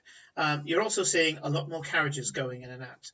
This is another well-to-do part of the city that isn't the royal quarter. When you step up to the address that's on the piece of paper for Eclipse, you're greeted by a slightly dishevelled house. The hedges are slightly overgrown. They look like they've been trimmed in the last 6 months, but certainly not in the last month, and they're just a little bit ragged compared to the perfectly straight topiary that's on the neighbouring houses. There's lichen on the stonework, and there seems to be a cobweb or two in the windows. The windows themselves haven't been washed, whereas the others are crystalline, and you can see straight through to the netting within. The large pair of double doors is up a small flight of steps, and there's a brass rod with a handle at the bottom, which you know if you pull that will ring one of the bells inside. Yeah. Cool. I will pull out and ring the bell. Okay. When you pull the bell, you don't actually hear a bell inside, and you're there thinking it might be broken. So you pull it a couple more times, and you realise No. I will just pull it once. Okay. I don't want another guy. Okay, your instinct would be to try and pull it again, but you pull it once, and you don't hear anything, but you do feel when you pull against it that there's some sort of resistance, as if you did manage to pull a mechanism. Okay? Yeah. Okay. You wait for 1 minute, 2 minutes, and you're there thinking there's no one in. When all of a sudden from behind the door you hear oh,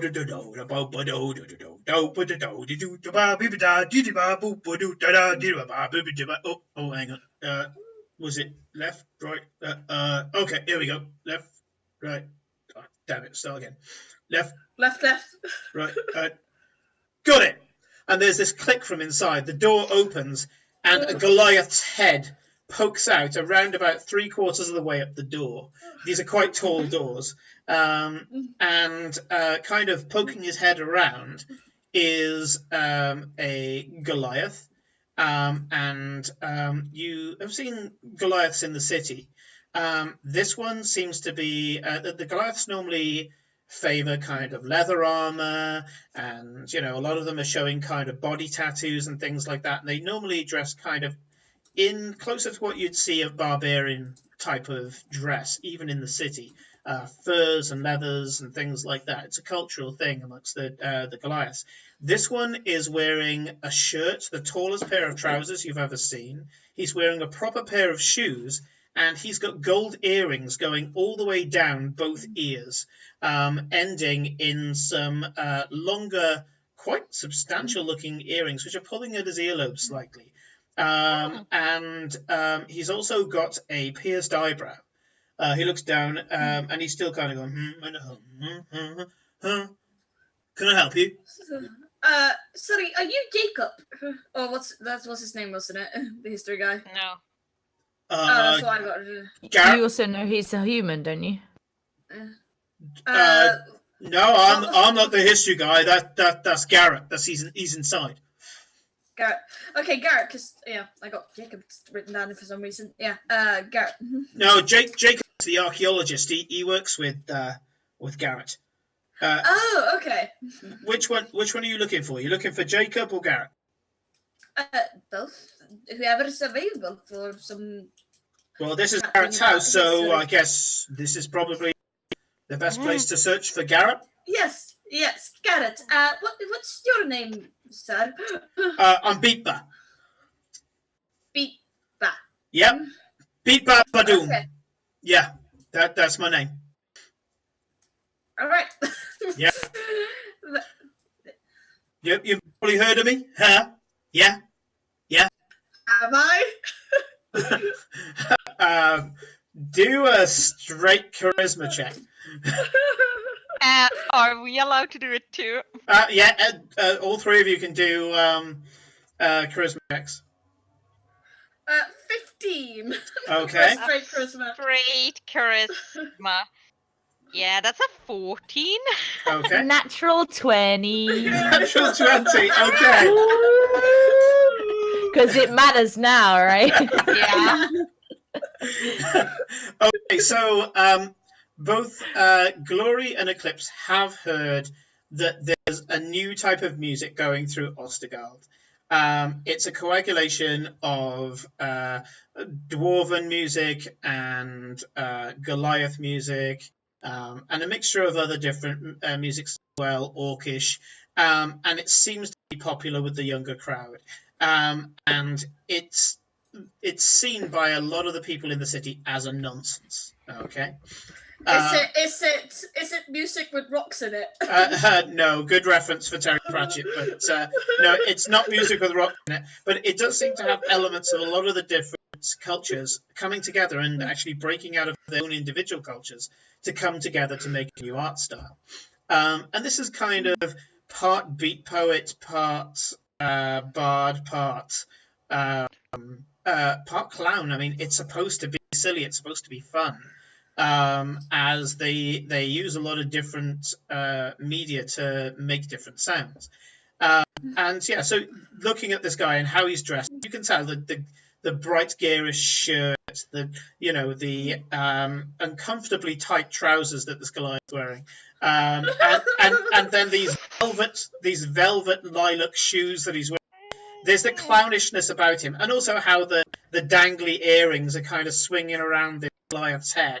And he's got like a permanent smile on his face. His eyebrows are raised. You know, he's very much trying to be a bit of a clown and get you guys to smile. And as I say, when he's talking, he's kind of like, "Have you seen me, eh? Do you know me, eh? Eh?" Cora, you natural 20'd. Suddenly, you get a flashback to around about 4 or 5 months ago, where you got taken out for a drink by some of the guys in Freetown. Now, a lot of the places that you drink in Freetown are unlicensed bars. They're kind of speakeasy, kind of prohibition speakeasies, where you go to a place where there's a little bit of a courtyard and there's jars of things that you can drink. And you notice that there's a lot of things there. There was violinists, so everybody was having a bit of a jig. There's quite a mixed amount of people going in there. For the most part, it was kind of like a Scottish ceilidh. There was a lot of dancing and stuff. It was really cool. And you were quite a bit in your cups when all of a sudden these guys turned up, dressed in the weirdest costumes, completely out of character for their race, certainly. And they started kind of making this very strange music, making strange noises with their mouths, slapping their body. Some of them had like weird pipes. They actually made their own instruments out of weird objects. Some of them like kitchen utensils and things. And effectively they were doing stomp. And when they first started, everybody was like, "What the hell?" And just as the rhythm was starting to beat up, really starting to get into it, because of maybe the alcohol, or maybe they just were that talented, everybody found themselves dancing, including yourself. And now that you look at him, you do remember there was a large Goliath who was making everything from animal noises to beatboxing to, just everything. Somehow it all came together to be this really cool experience that made you laugh and made you dance.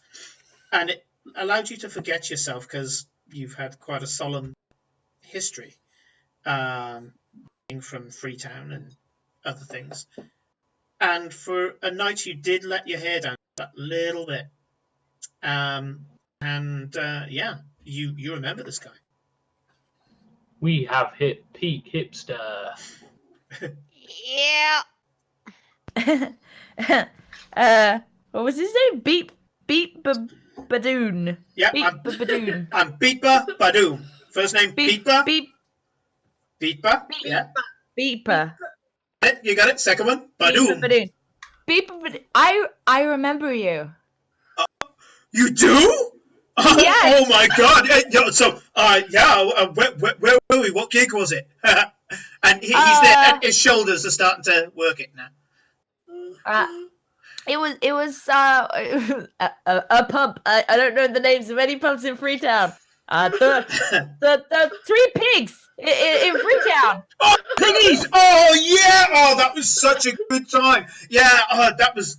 Yeah. Oh, yeah. We've done the piggies a few times. Oh yeah. Well, oh yeah. Well, you've seen us at our best. Then yeah, Freetown. They know how to have fun down there. They're a little too stiff in here. You know what I mean? You know, I don't like stiff. I like people to be loose.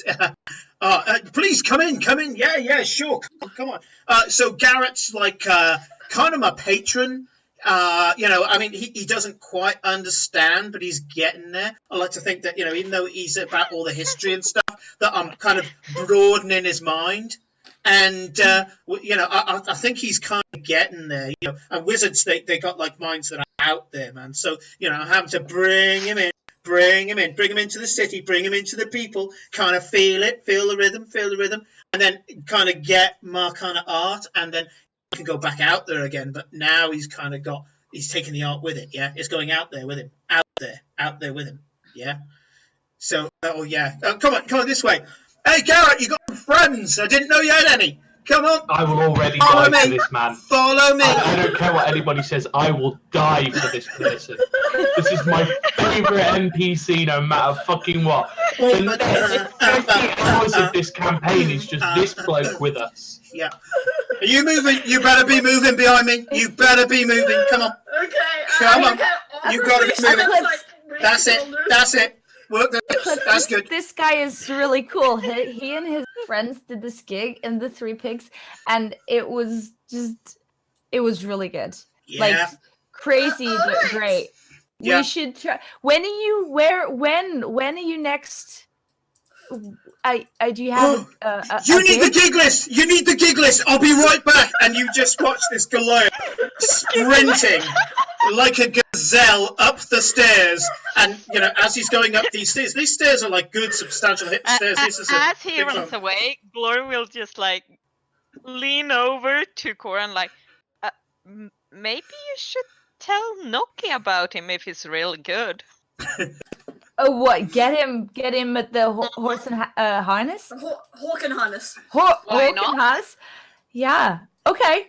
Yeah. I like Farewell wasn't with me when we saw them, and he would die. And Aiden, oh my God, if we could get Aiden dancing, it would be amazing. Let's see him dance. do this. You hear from upstairs, challenge accepted. Amazing. I'm sorry, Eclipse. You this was your trip. It's alright. It's a very interesting fella. Oh yeah. Like yeah. But as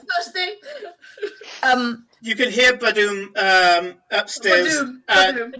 It changes every time. I know it's Beeper. Beeper. Oh yeah, Beeper Badoom. Badoom is his surname. You hear Beeper or Badoom, depending on his mood, upstairs, and you can hear him rifling through things, and he goes, "No, that's last month." And you hear this, and you turn around, and stood there in what you think is kind of casual gentleman's clothes. You have a feeling if tweed was invented, he'd be wearing it. Is a guy with short white hair and a neatly trimmed white beard. And he goes, "Can I help you at all? Apparently you're friends."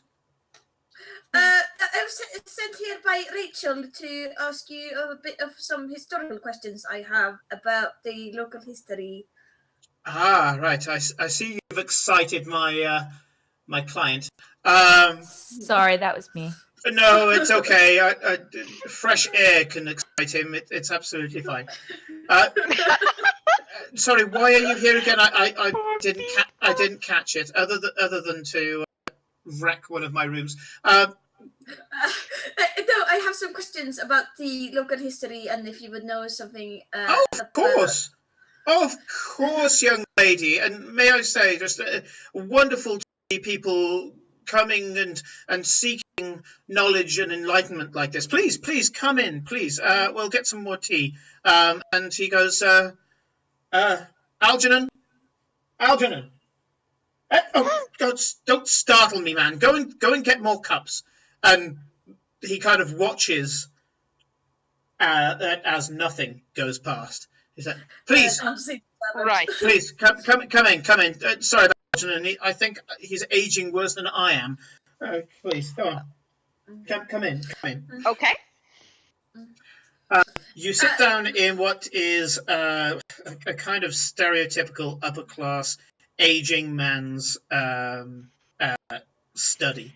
There are some books that are left out on tables. There's a bookmark kind of stuffed in it, and then he's clearly gone off to another book, opened that up, read a bit more, thrown another bookmark in. You do notice there's a box of bookmarks just off to one side. And more than one of you has to move a book gently to one side to find a place to park your butt on the two large sofas that are there, as he kind of settles into a armchair and goes, "So, was there a particular part of local history, or would you like to have a Yes. general? So as you can see, I am a Tabaxi. I'm from the Naru tribe, and yes, of course. and I've got some ancestry that coming from some of the Tabaxi that settled South Ardencourt for a little while with the part of Jordan. Do you know about that? You say the word Jordan, and his face lights up. He goes, "Well, I have written several papers, and he does feature, well, obviously in a couple of my books. So I don't have any prints of the book that are available for you at present. But if you're willing to wait a couple of weeks, I could send some to you." And you do notice that he glances at your hip and sees the green symbol, which is kind of why you think that he's just like, "Yeah, I will just help these guys out, and then if there's any costs, I'll just bill her." And so he goes, "Not a problem. And may I say, just an absolute delight." I've said that, I'm sure, but absolute delight. You do notice as a tray with cups coming in, and what he says about the unseen servant aging worse than he is seems to be true, because the tray is rattling. It's shaking like the unseen servant is kind of geriatric and kind of having trouble holding the tray. And you just watch as the cups are rattling along the tray, and it eventually settles down with a bit of a thump on the coffee table in front of you. He goes, "So, okay, so Naru tribe, Naru. He flicks his fingers and the book just flies off one of the shelves into his hand, and he goes, yes, I see. You're the treasure trove. I've been several times. A fascinating place. So, in that case, that must be that you've already seen some of the splendor that he brought back to Austria. Oh, yes. I'm getting ahead of myself.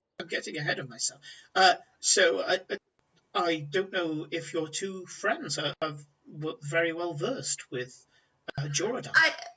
I don't think so. I don't know. You guys haven't really told me that you know anything, so you might be able to tell. I've only been in the region for a few years. It's all quite new to me. Oh, in that case, you have a whole wealth of discovery. I'm almost jealous. Okay, so in a nutshell, because I know that our tabaxi friend here is going to want more pointed questions.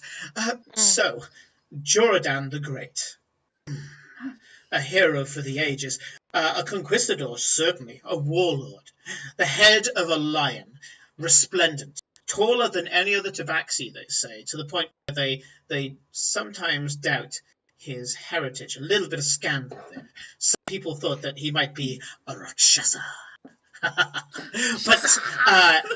But no record of his hands being the wrong way round, of course.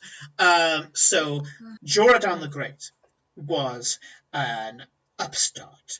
He was hit with the same Vandalust, the same need to explore the world that men of the Naru tribe do get. It's a feature of their tribe out in Austria, much like our young friend here came to explore these lands. But when he went out there, it wasn't to explore. Oh no, it was to take.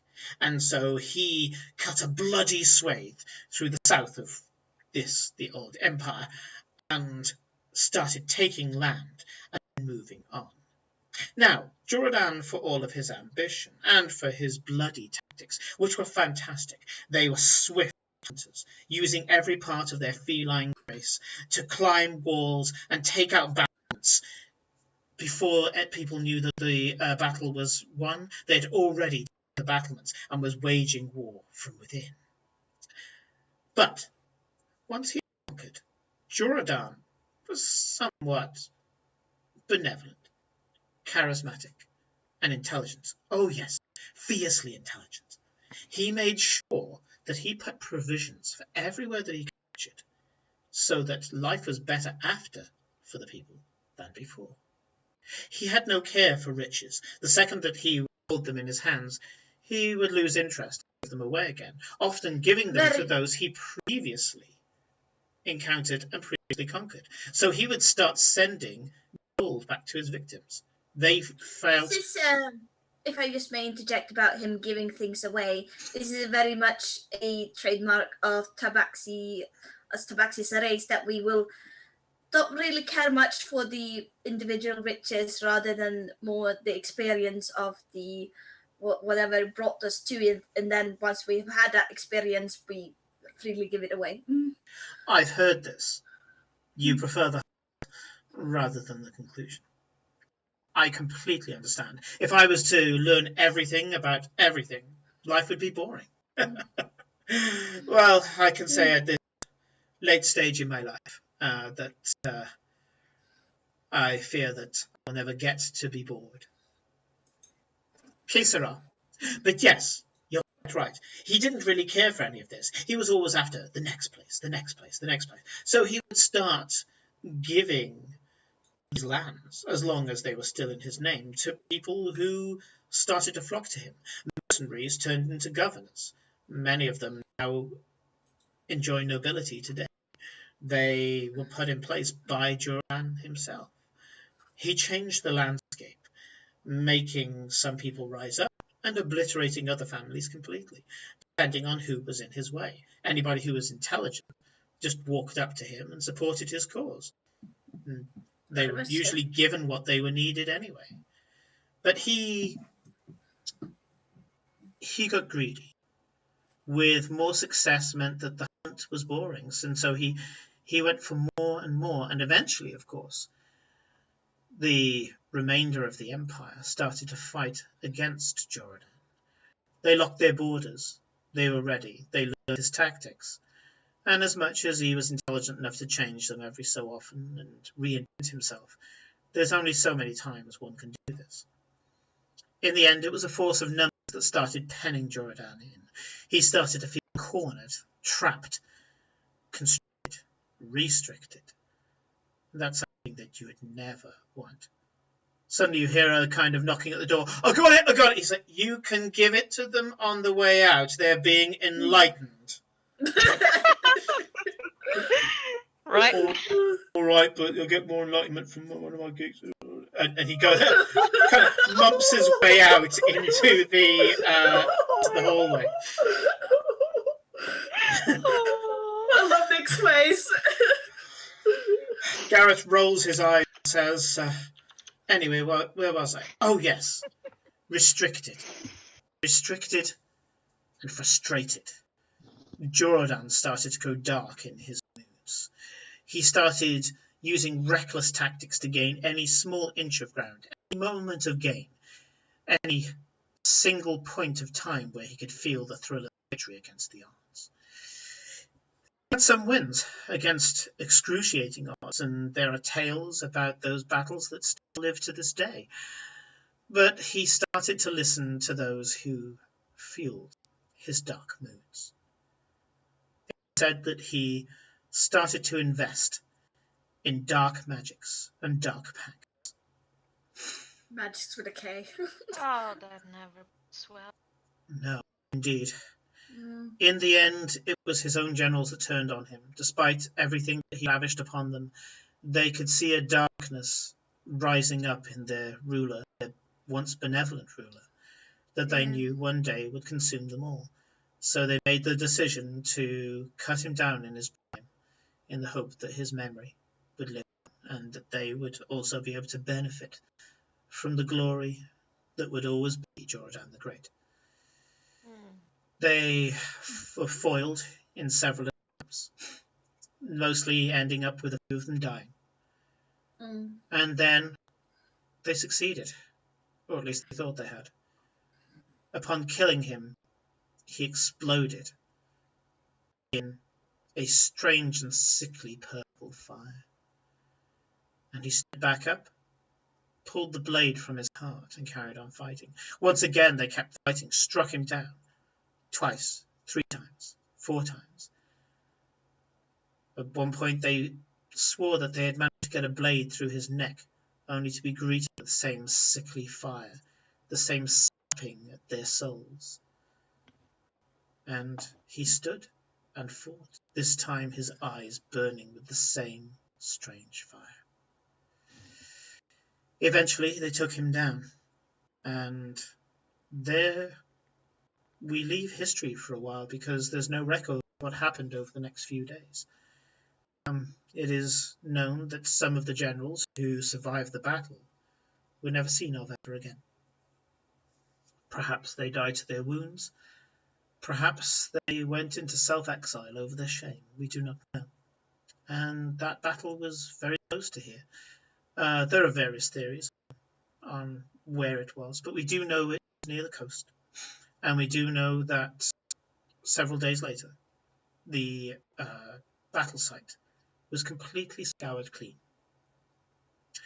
There's, as I say, conflicting evidence and conflicting accounts of where this could be.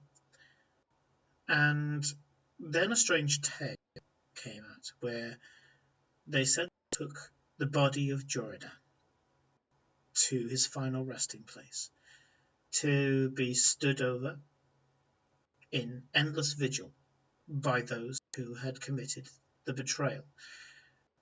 That would be their punishment for killing him, rather than turning his heart once more to the good. This tomb, from what I can tell, does not exist. My friend Jacob believes differently. He believes it's out there. But he's an archaeologist who goes hunting these kinds of things. And, well, he's an optimist, frankly. Personally, if I cannot see the story, if I cannot find the data pointing towards it, I must assume that it does not exist. But then the final story for Jordan was a treasure that apparently he gained towards the end of his life. And it indeed is called the Heart of Jordan. No one knows what it is. Some people say it's his actual heart, that it was struck so many times and was protected by so many wards that it became enchanted, and that still perfectly preserved, his heart is able to live on and carries with it some sort of immense power.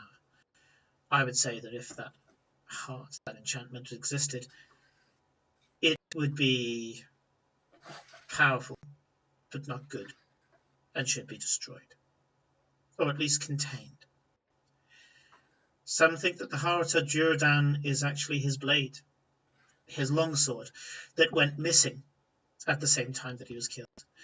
Such a thing would not have been destroyed. It would have been kept and venerated, and then when history allows, when enough forgiveness had gone past, it would have resurfaced and been sold and paraded and ended up in a museum. I'd like to think that it's still buried with the old king, and king he was. He was a conquistador, a Khan, that walked across the land and showed a better way, albeit by brutal means. But then, what king hasn't? The whole point of a ruler is that they take by force, and then, if they've got any hope of self-retribution, redemption, they're able to make something good of it. He kind of achieved both in this rolling dynamic where he converted a impoverished and to a certain amount exploited land and turned it into something great for just a very short period of time. Anyway, sorry, you had questions. I do rabbit on. I'm terribly sorry. Yes,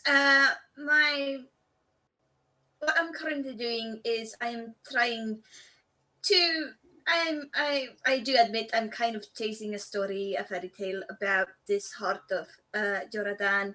Is currently what I'm looking to find evidence if there is one or not, because there's, as you said, conflicting evidence on both sides. And if there is one, find it and take it back home and place it where it belongs. Along the museums. I think that that's a fantastic idea. So Jacob will be able to give you some of his maps. I will get them copied and send them through to you. But it's going to require a little bit of research. As for me, as I say, I follow stories and I follow accounts. There are some art pieces that were painted when these people were interviewed. They're said to be very accurate.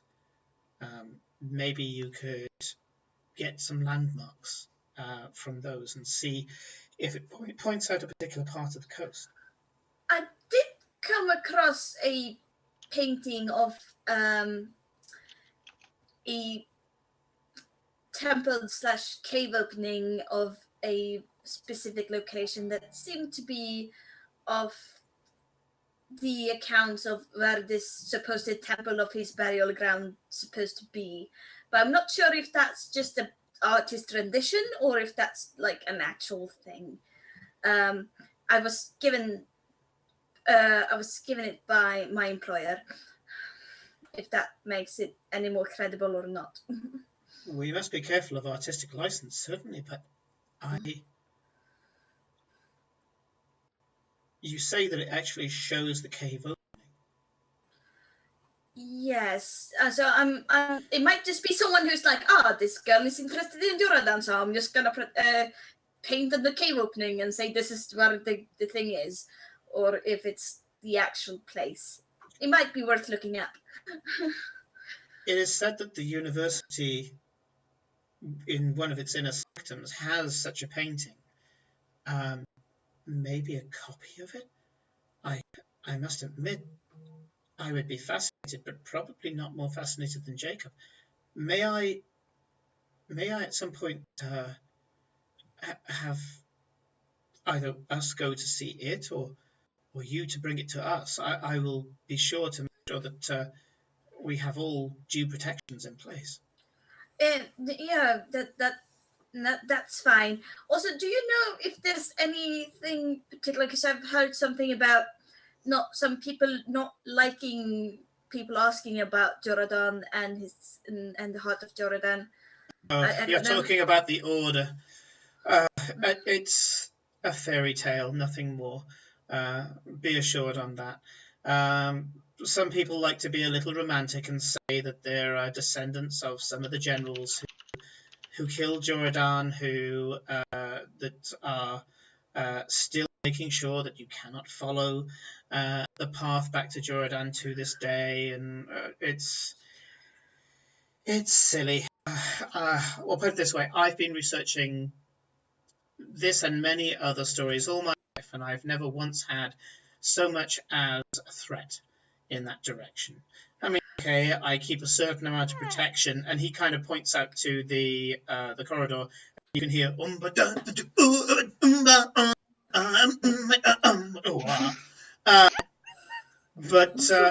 to tell you the truth, I never needed it. I mean, for all of his uhs and ahs and oohs, Badum is still a capable fighter. I mean, he doesn't know his strength sometimes. I'm always having to repair things in the house. But if I was to be attacked, he would make short work of them, I assure you. But I've never needed him. Mostly, I guess I pay his way to keep myself young and tolerant. But if you're interested in pursuing this, young lady, I would be very, very happy to help. I do have one question. Of course. Do you pursue this, or does your patron? And he points to your sigil. No, this is purely my endeavor. Miss Green has just been very kind in giving me this painting, but she's not, to my knowledge anyway, interested in Jordan that much. Though that's just my knowledge. She might have other motives because she seems to have a lot of secrets, that woman. He rasps his fingers through his beard and says, "She gave you the painting." But it was in my so when we were given our rooms for when we got employed, that painting was in my room. So and then she later told me, I thanked her later for the painting. She said only the best for our employees or something like that. It was. I find myself flabbergasted, young lady, that you possibly could have a great treasure in a bedroom that was given to you. Either that or some cruel joke to, I don't know, spur you into finding the real thing? I don't know. As I said, it might just be a painting of what people think it might be. It might just be a random painting of my interest, or it might have some actual value to it. In that case, I suggest, as much as it is something that I haven't done in some time, I should like to be invited to your bedroom at a time that is convenient to you. That is quite all right. Yes. I have time today at some point if you want to go. It depends on your schedule. Unless you ladies have somewhere you want to be and want me to join in for. Nah. I am very happy to join you maybe after my lecture today. My lecture should finish at 12:00. That sounds very good. Far be open. If you're interested, I am doing it in arable crops from around the city between the years 20 AO, which is 20 NO, which is New Order, which is basically AD, and 150 NO.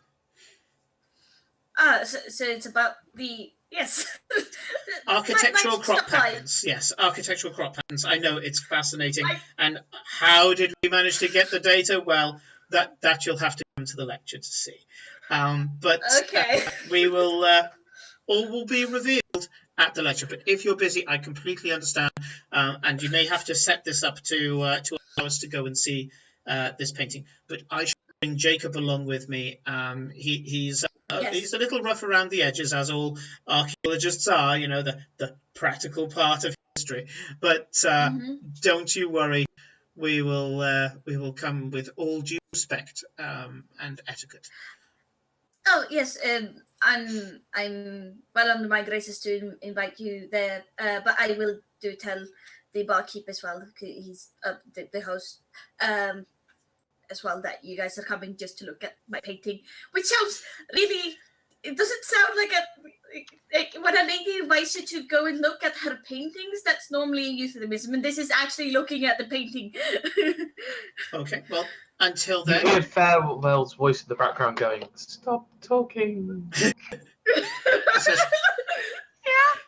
well, madam, we shall have the rest of this conversation later on today.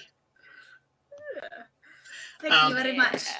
You finish up your tea, he bores you some more with various history elements, and you Cold change.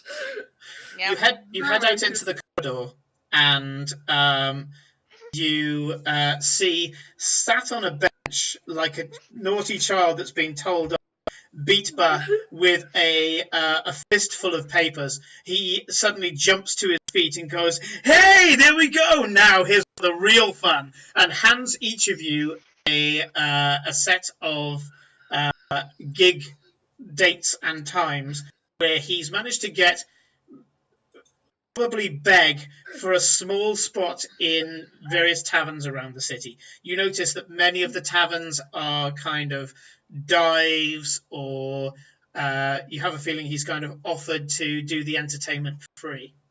And he goes, all the best ones are still in Freetown, though. He points kind of finger guns at Cora and goes, "I will see you there, little lady. I will see you there." And just as he starts doing that, the hips start going, and the knees start going, and he's moving around like he's got some sort of parasite.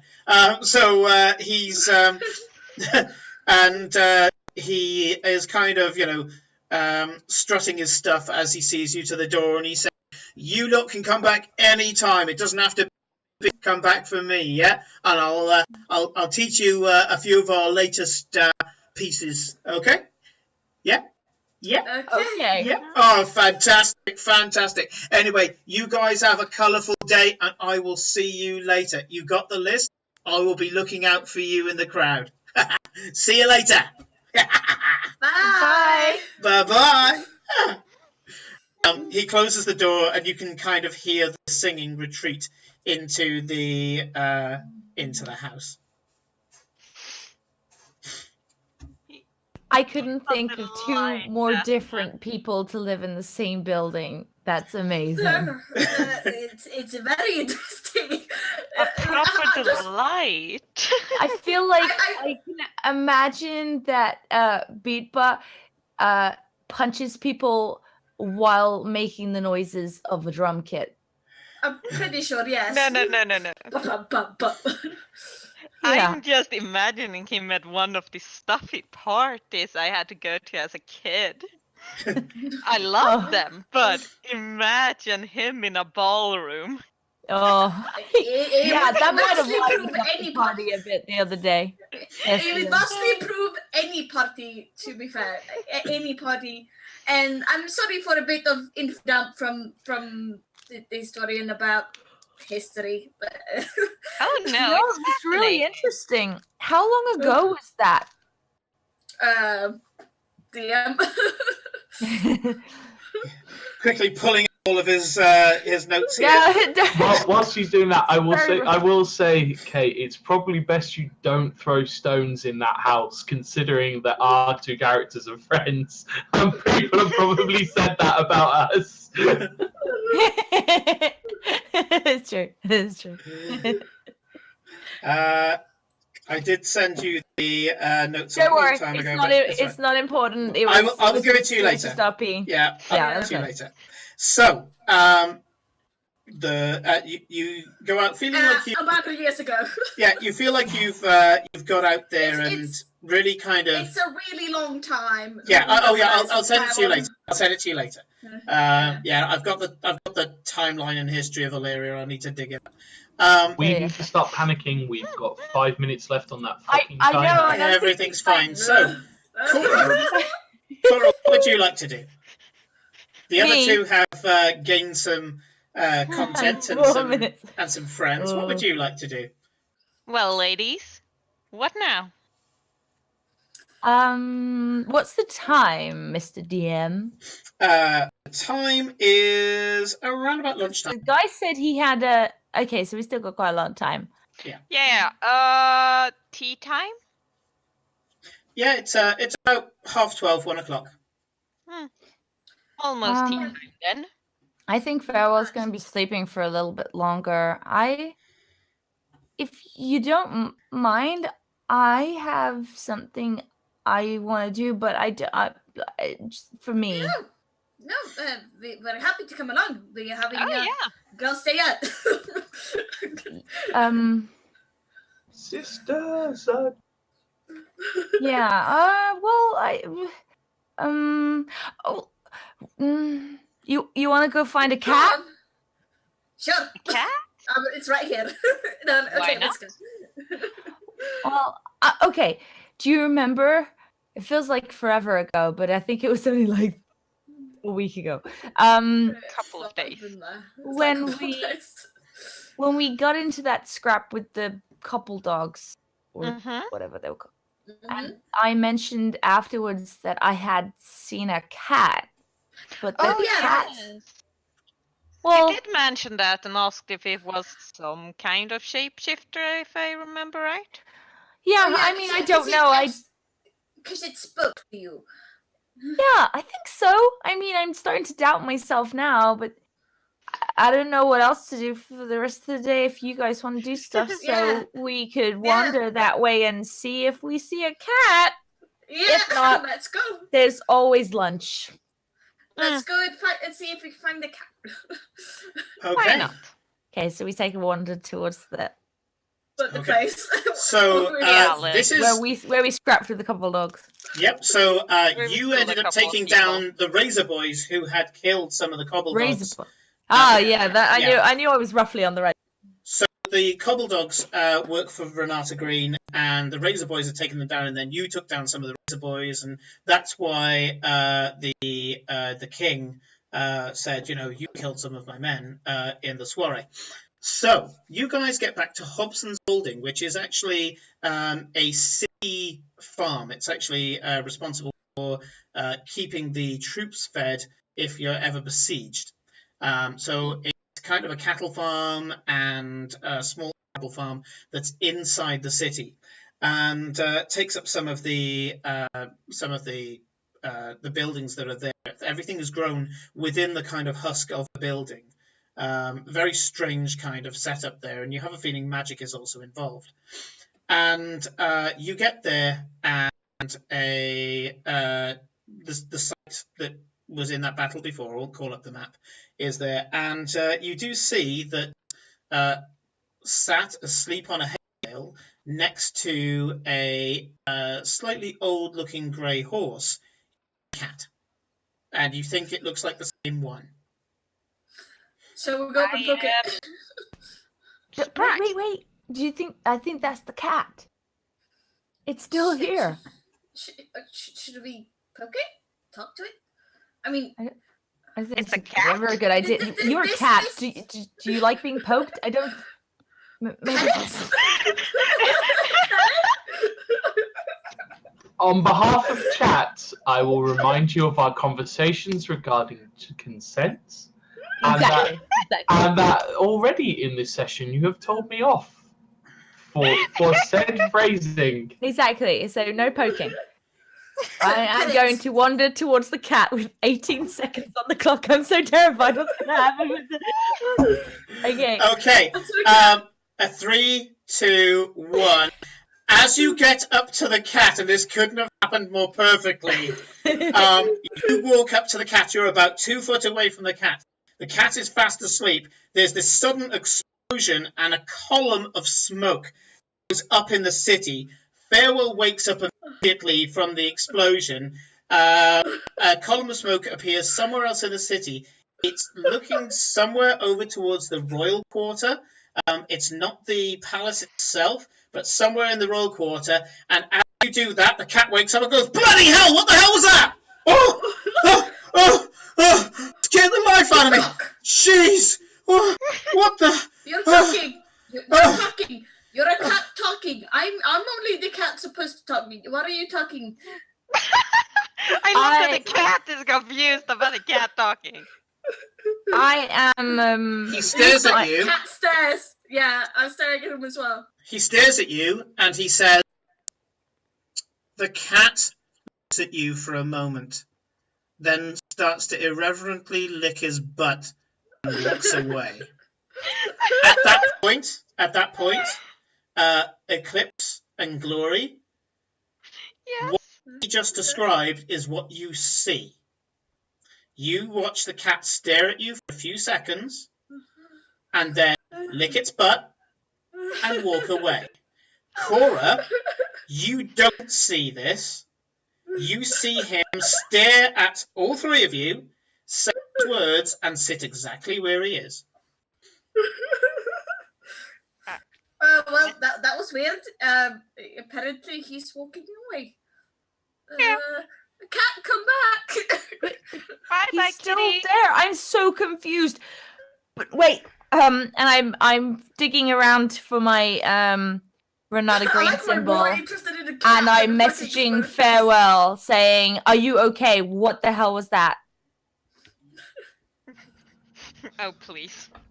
He has no idea. My poor boy might know what's going on.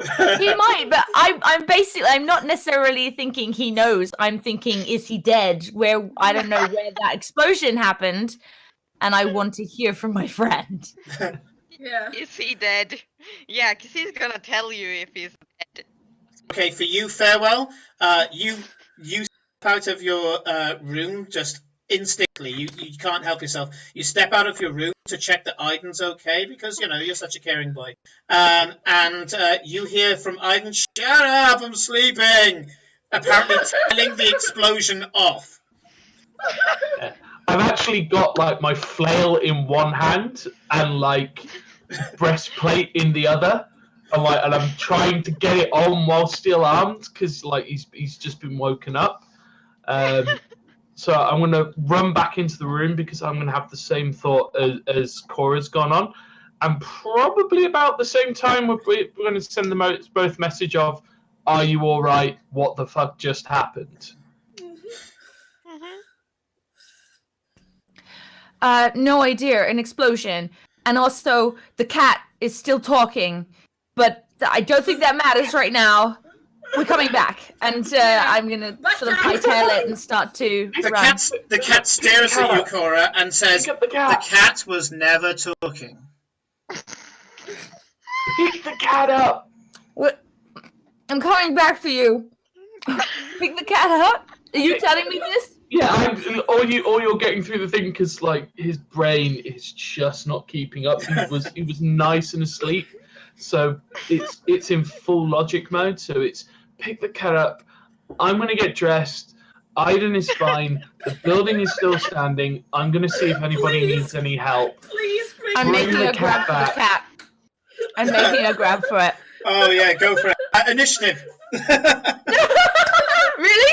Yeah, if you're going to grab for him, he's got. You got to find out who moves quicker. Okay. You or the cat. That's why you're here, ladies and gents, and that is halfling on cat action. Here we go. Can I grab a cat? Yeah, Yeah, let's see if Okay. you can grab a cat. So first of all, not the initiative. giant explosion, the cat. My initiative is 21. Yeah, you got initiative on him. Go for a grapple check. I wanted that 19. Damn it. Right. Come on, natural 20. Oh, I get to reroll once. Okay. Done. Don't scare us. Natural 20! God.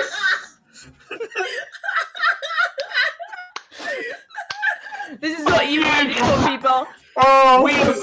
It's taken us 15 fucking sessions, but we finally got that goddamn cat.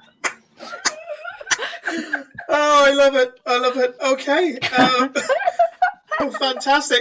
Okay, so, he's in the middle of going, the cat is not talking. You're going to walk away. And suddenly you just kind of lash out, grab me, he goes, you'll put the cat down. You'll put It's like, you will these are put not the the cat drones you're down. looking for. These are not the drones. Why isn't it working? Carry the cat with you. Oh god, the 4. So all throughout this, he's wriggling in your arms as you're effectively abducting this cat. Sleep spell on cat. Oh yeah, I'll sleep the cat. Oh God! Oh god. Right, are you casting sleep? If you're casting sleep specifically Yeah. on the cat, Yeah.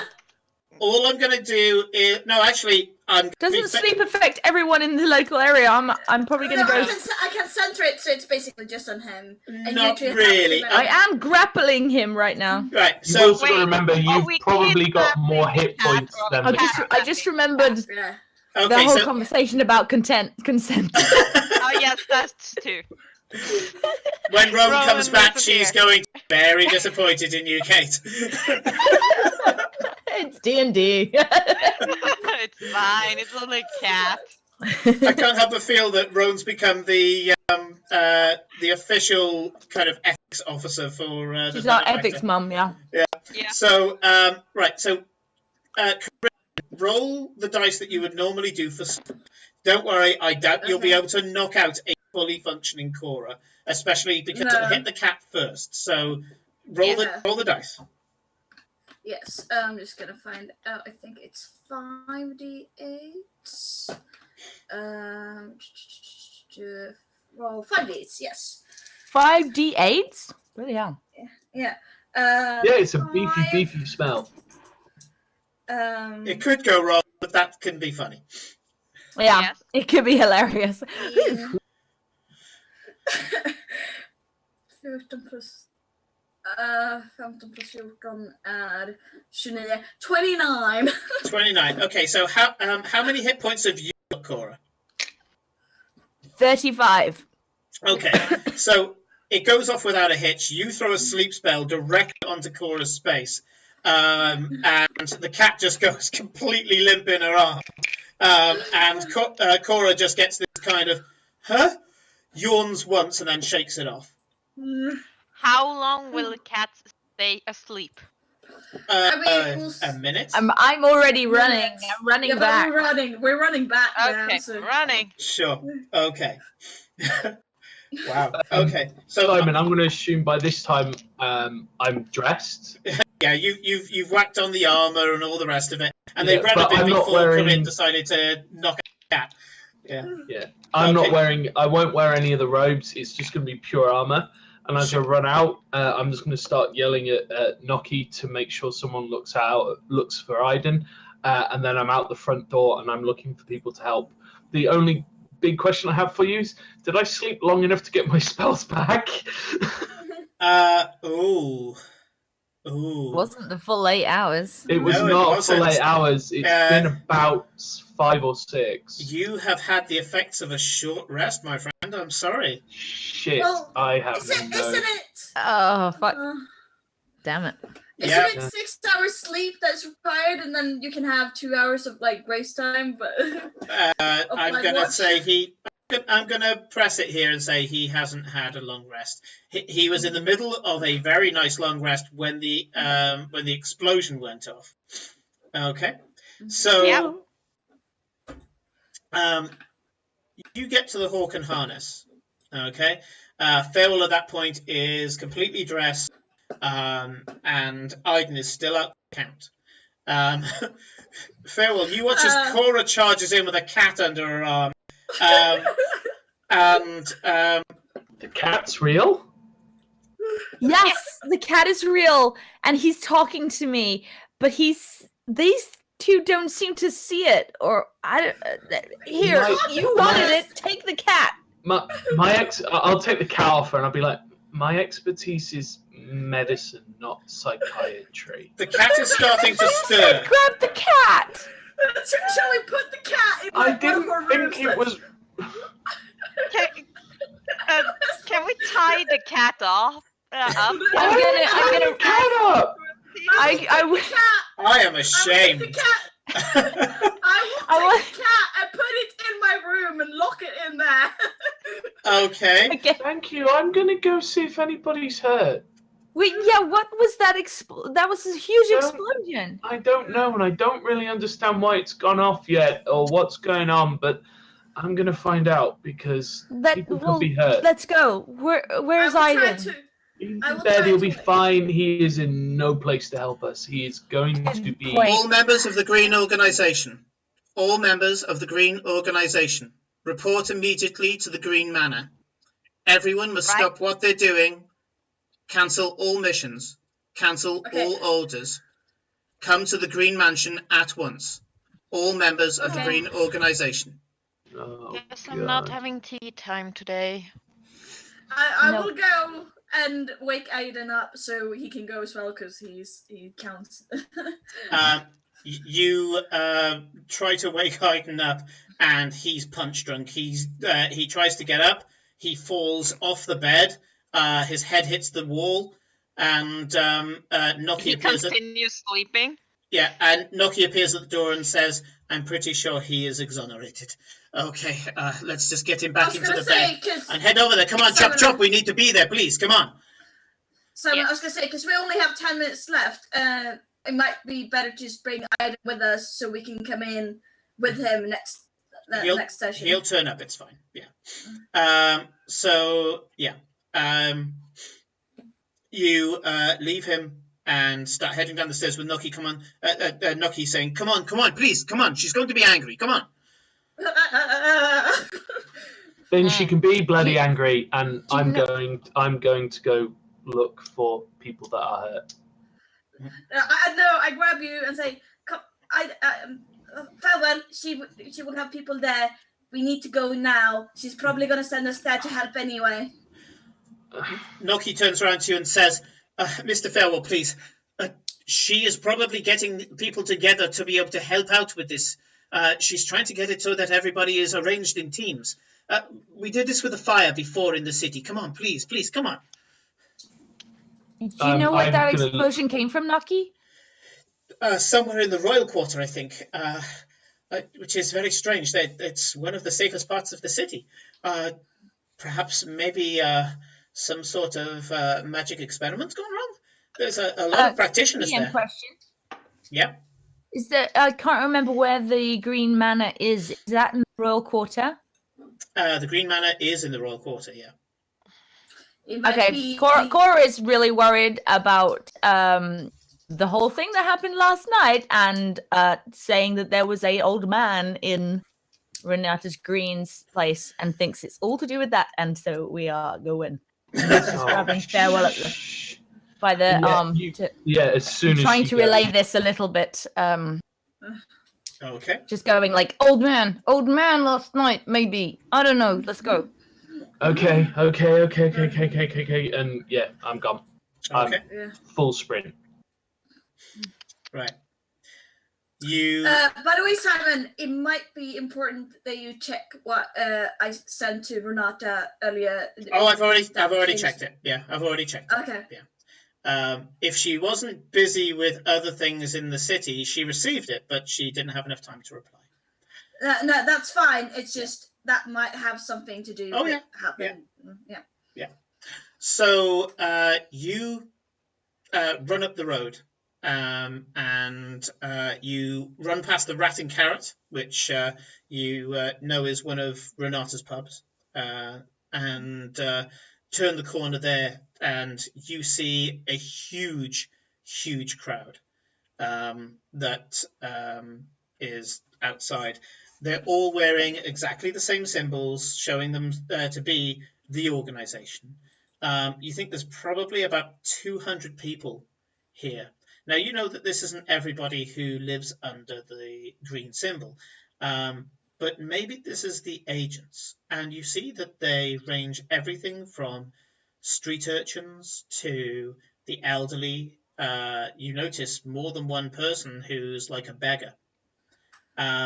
And you find yourself kind of rushing up, and immediately coming out of the crowd is Hecris, the giant dragonborn that you met, and one of the few remaining cobble dogs. She goes, come on, straight through, straight to the front. Come on, this way. And she's just shoving people out the way. When people turn around to see who shoved them, they see that it's Hecris, and they just beat a retreat. And she parts the crowds really efficiently as you come to the front. Hecris, what's going on? You find out. Come on. She's speaking. And she pulls you to the front. And standing there is Renata Green, a bunch of people who you haven't seen before, who you think are like a collection of her experts. There's one guy there who's clearly an alchemist. There's another one who's a wizard. The elderly wizard that you saw in her chambers before is not there. And also stood behind her with their hoods up, but they're not invisible, are a row of people in these cloaks. Yeah. And they have the cloaks on. The cloak is covering their body, and they almost look like statues standing behind her. And she says, Do we before you say that, do we see the smoke? Like where is the explosion in comparison to where we are? The explosion seems to be around about 4 blocks away, and it's between the Green Mansion and the palace. Yeah. Okay. Yeah. Just to visualize. Oh yeah. No, very important detail. Thank you. And she steps up. It's kind of a makeshift dais, but she kind of stands up on a couple of crates that have been haphazardly put there. You think maybe by Hecris. And as you come forward to the front, Olivia gives a kind of a nod of acknowledgement, as if to say, thanks for getting here so quickly. You can see that a lot of people in the crowd are out of breath from sprinting through the city at her word. And she steps up onto, as I say, this makeshift dais and says, all general operatives will be given tasks. You'll be assigned to teams and you'll be searching the city. We have scrolls that we're giving out to you now that will outline your individual tasks. Specialists come forward, and Hecris kind of ushers you forward, and a few other teams as well now. You can see there's one party made entirely of Eladrin. Yeah, they are dressed in quite bright clothing.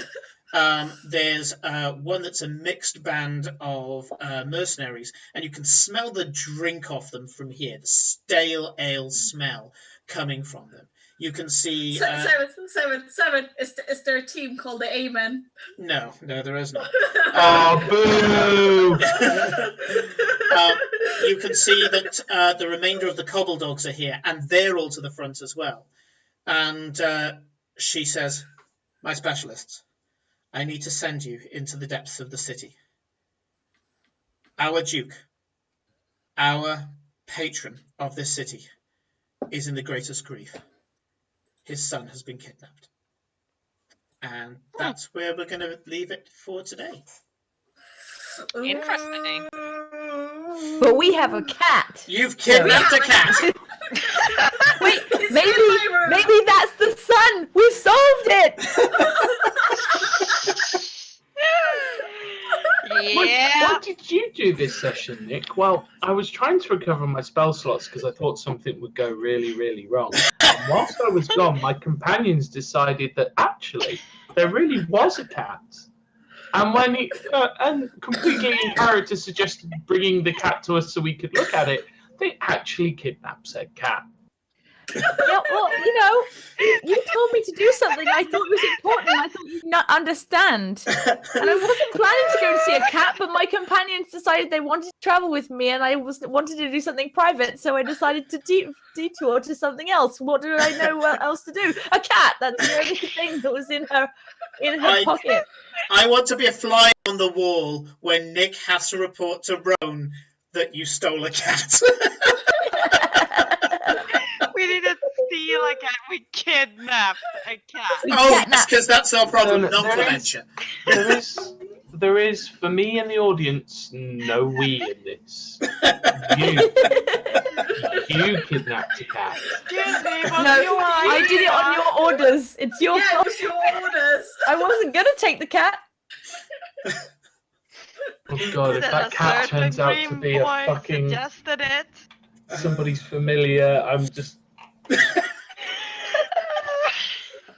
This is our chair. I'm pointing this out. This cat's probably going to be no importance whatsoever. It's just Simon having some fucking fun, and this has become our chair. We are now It's fine, obsessed. it's fine. We now have a pet who Yeah. talks.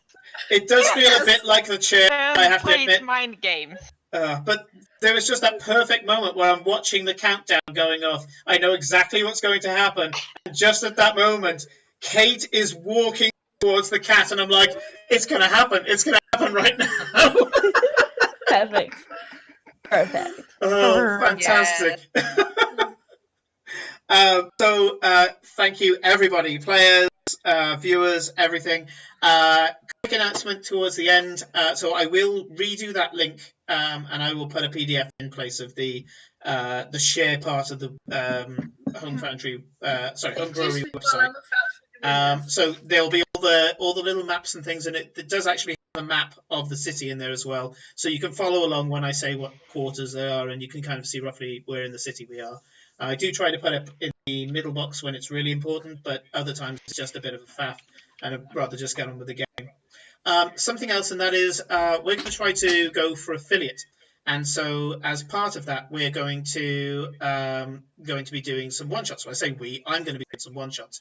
And I'm probably going to mix it up a bit, and instead of having all the same players that we have for the Benefactor, I'll be bringing some people in from here in Oxfordshire, where we now have a 70-strong guild of adventurers, 70 role players in Abingdon that all meet on the same night. It's insane. And hello, and the other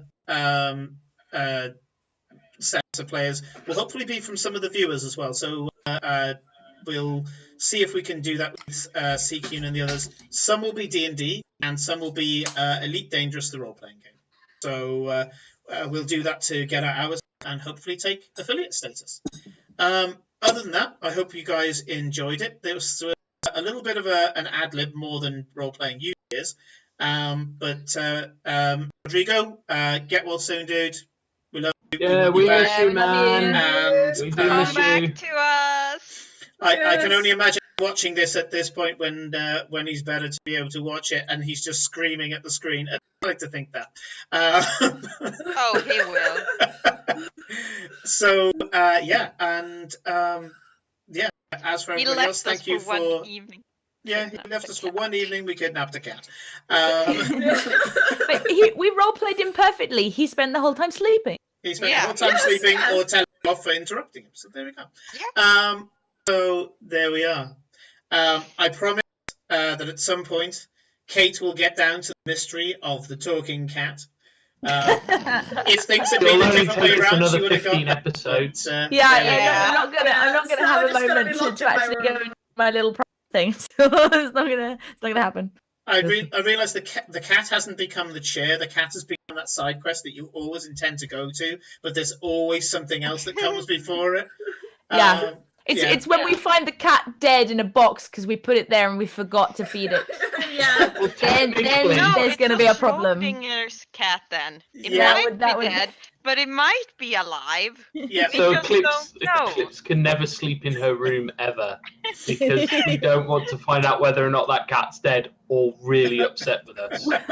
Well, luckily she locked it in a room instead of throwing it in a box like I was thinking. Well, I'm hoping that after you sort out, which obviously the next part of this adventure is finding the Duke's son, that you completely forget that you have the cat in the room, and Eclipse goes back to her room at the end of the this particular arc, forgets the cat is there, opens the door, and it's just straight onto her face. Love it. I've got no fucking spell slots, is all I'm going to tell you.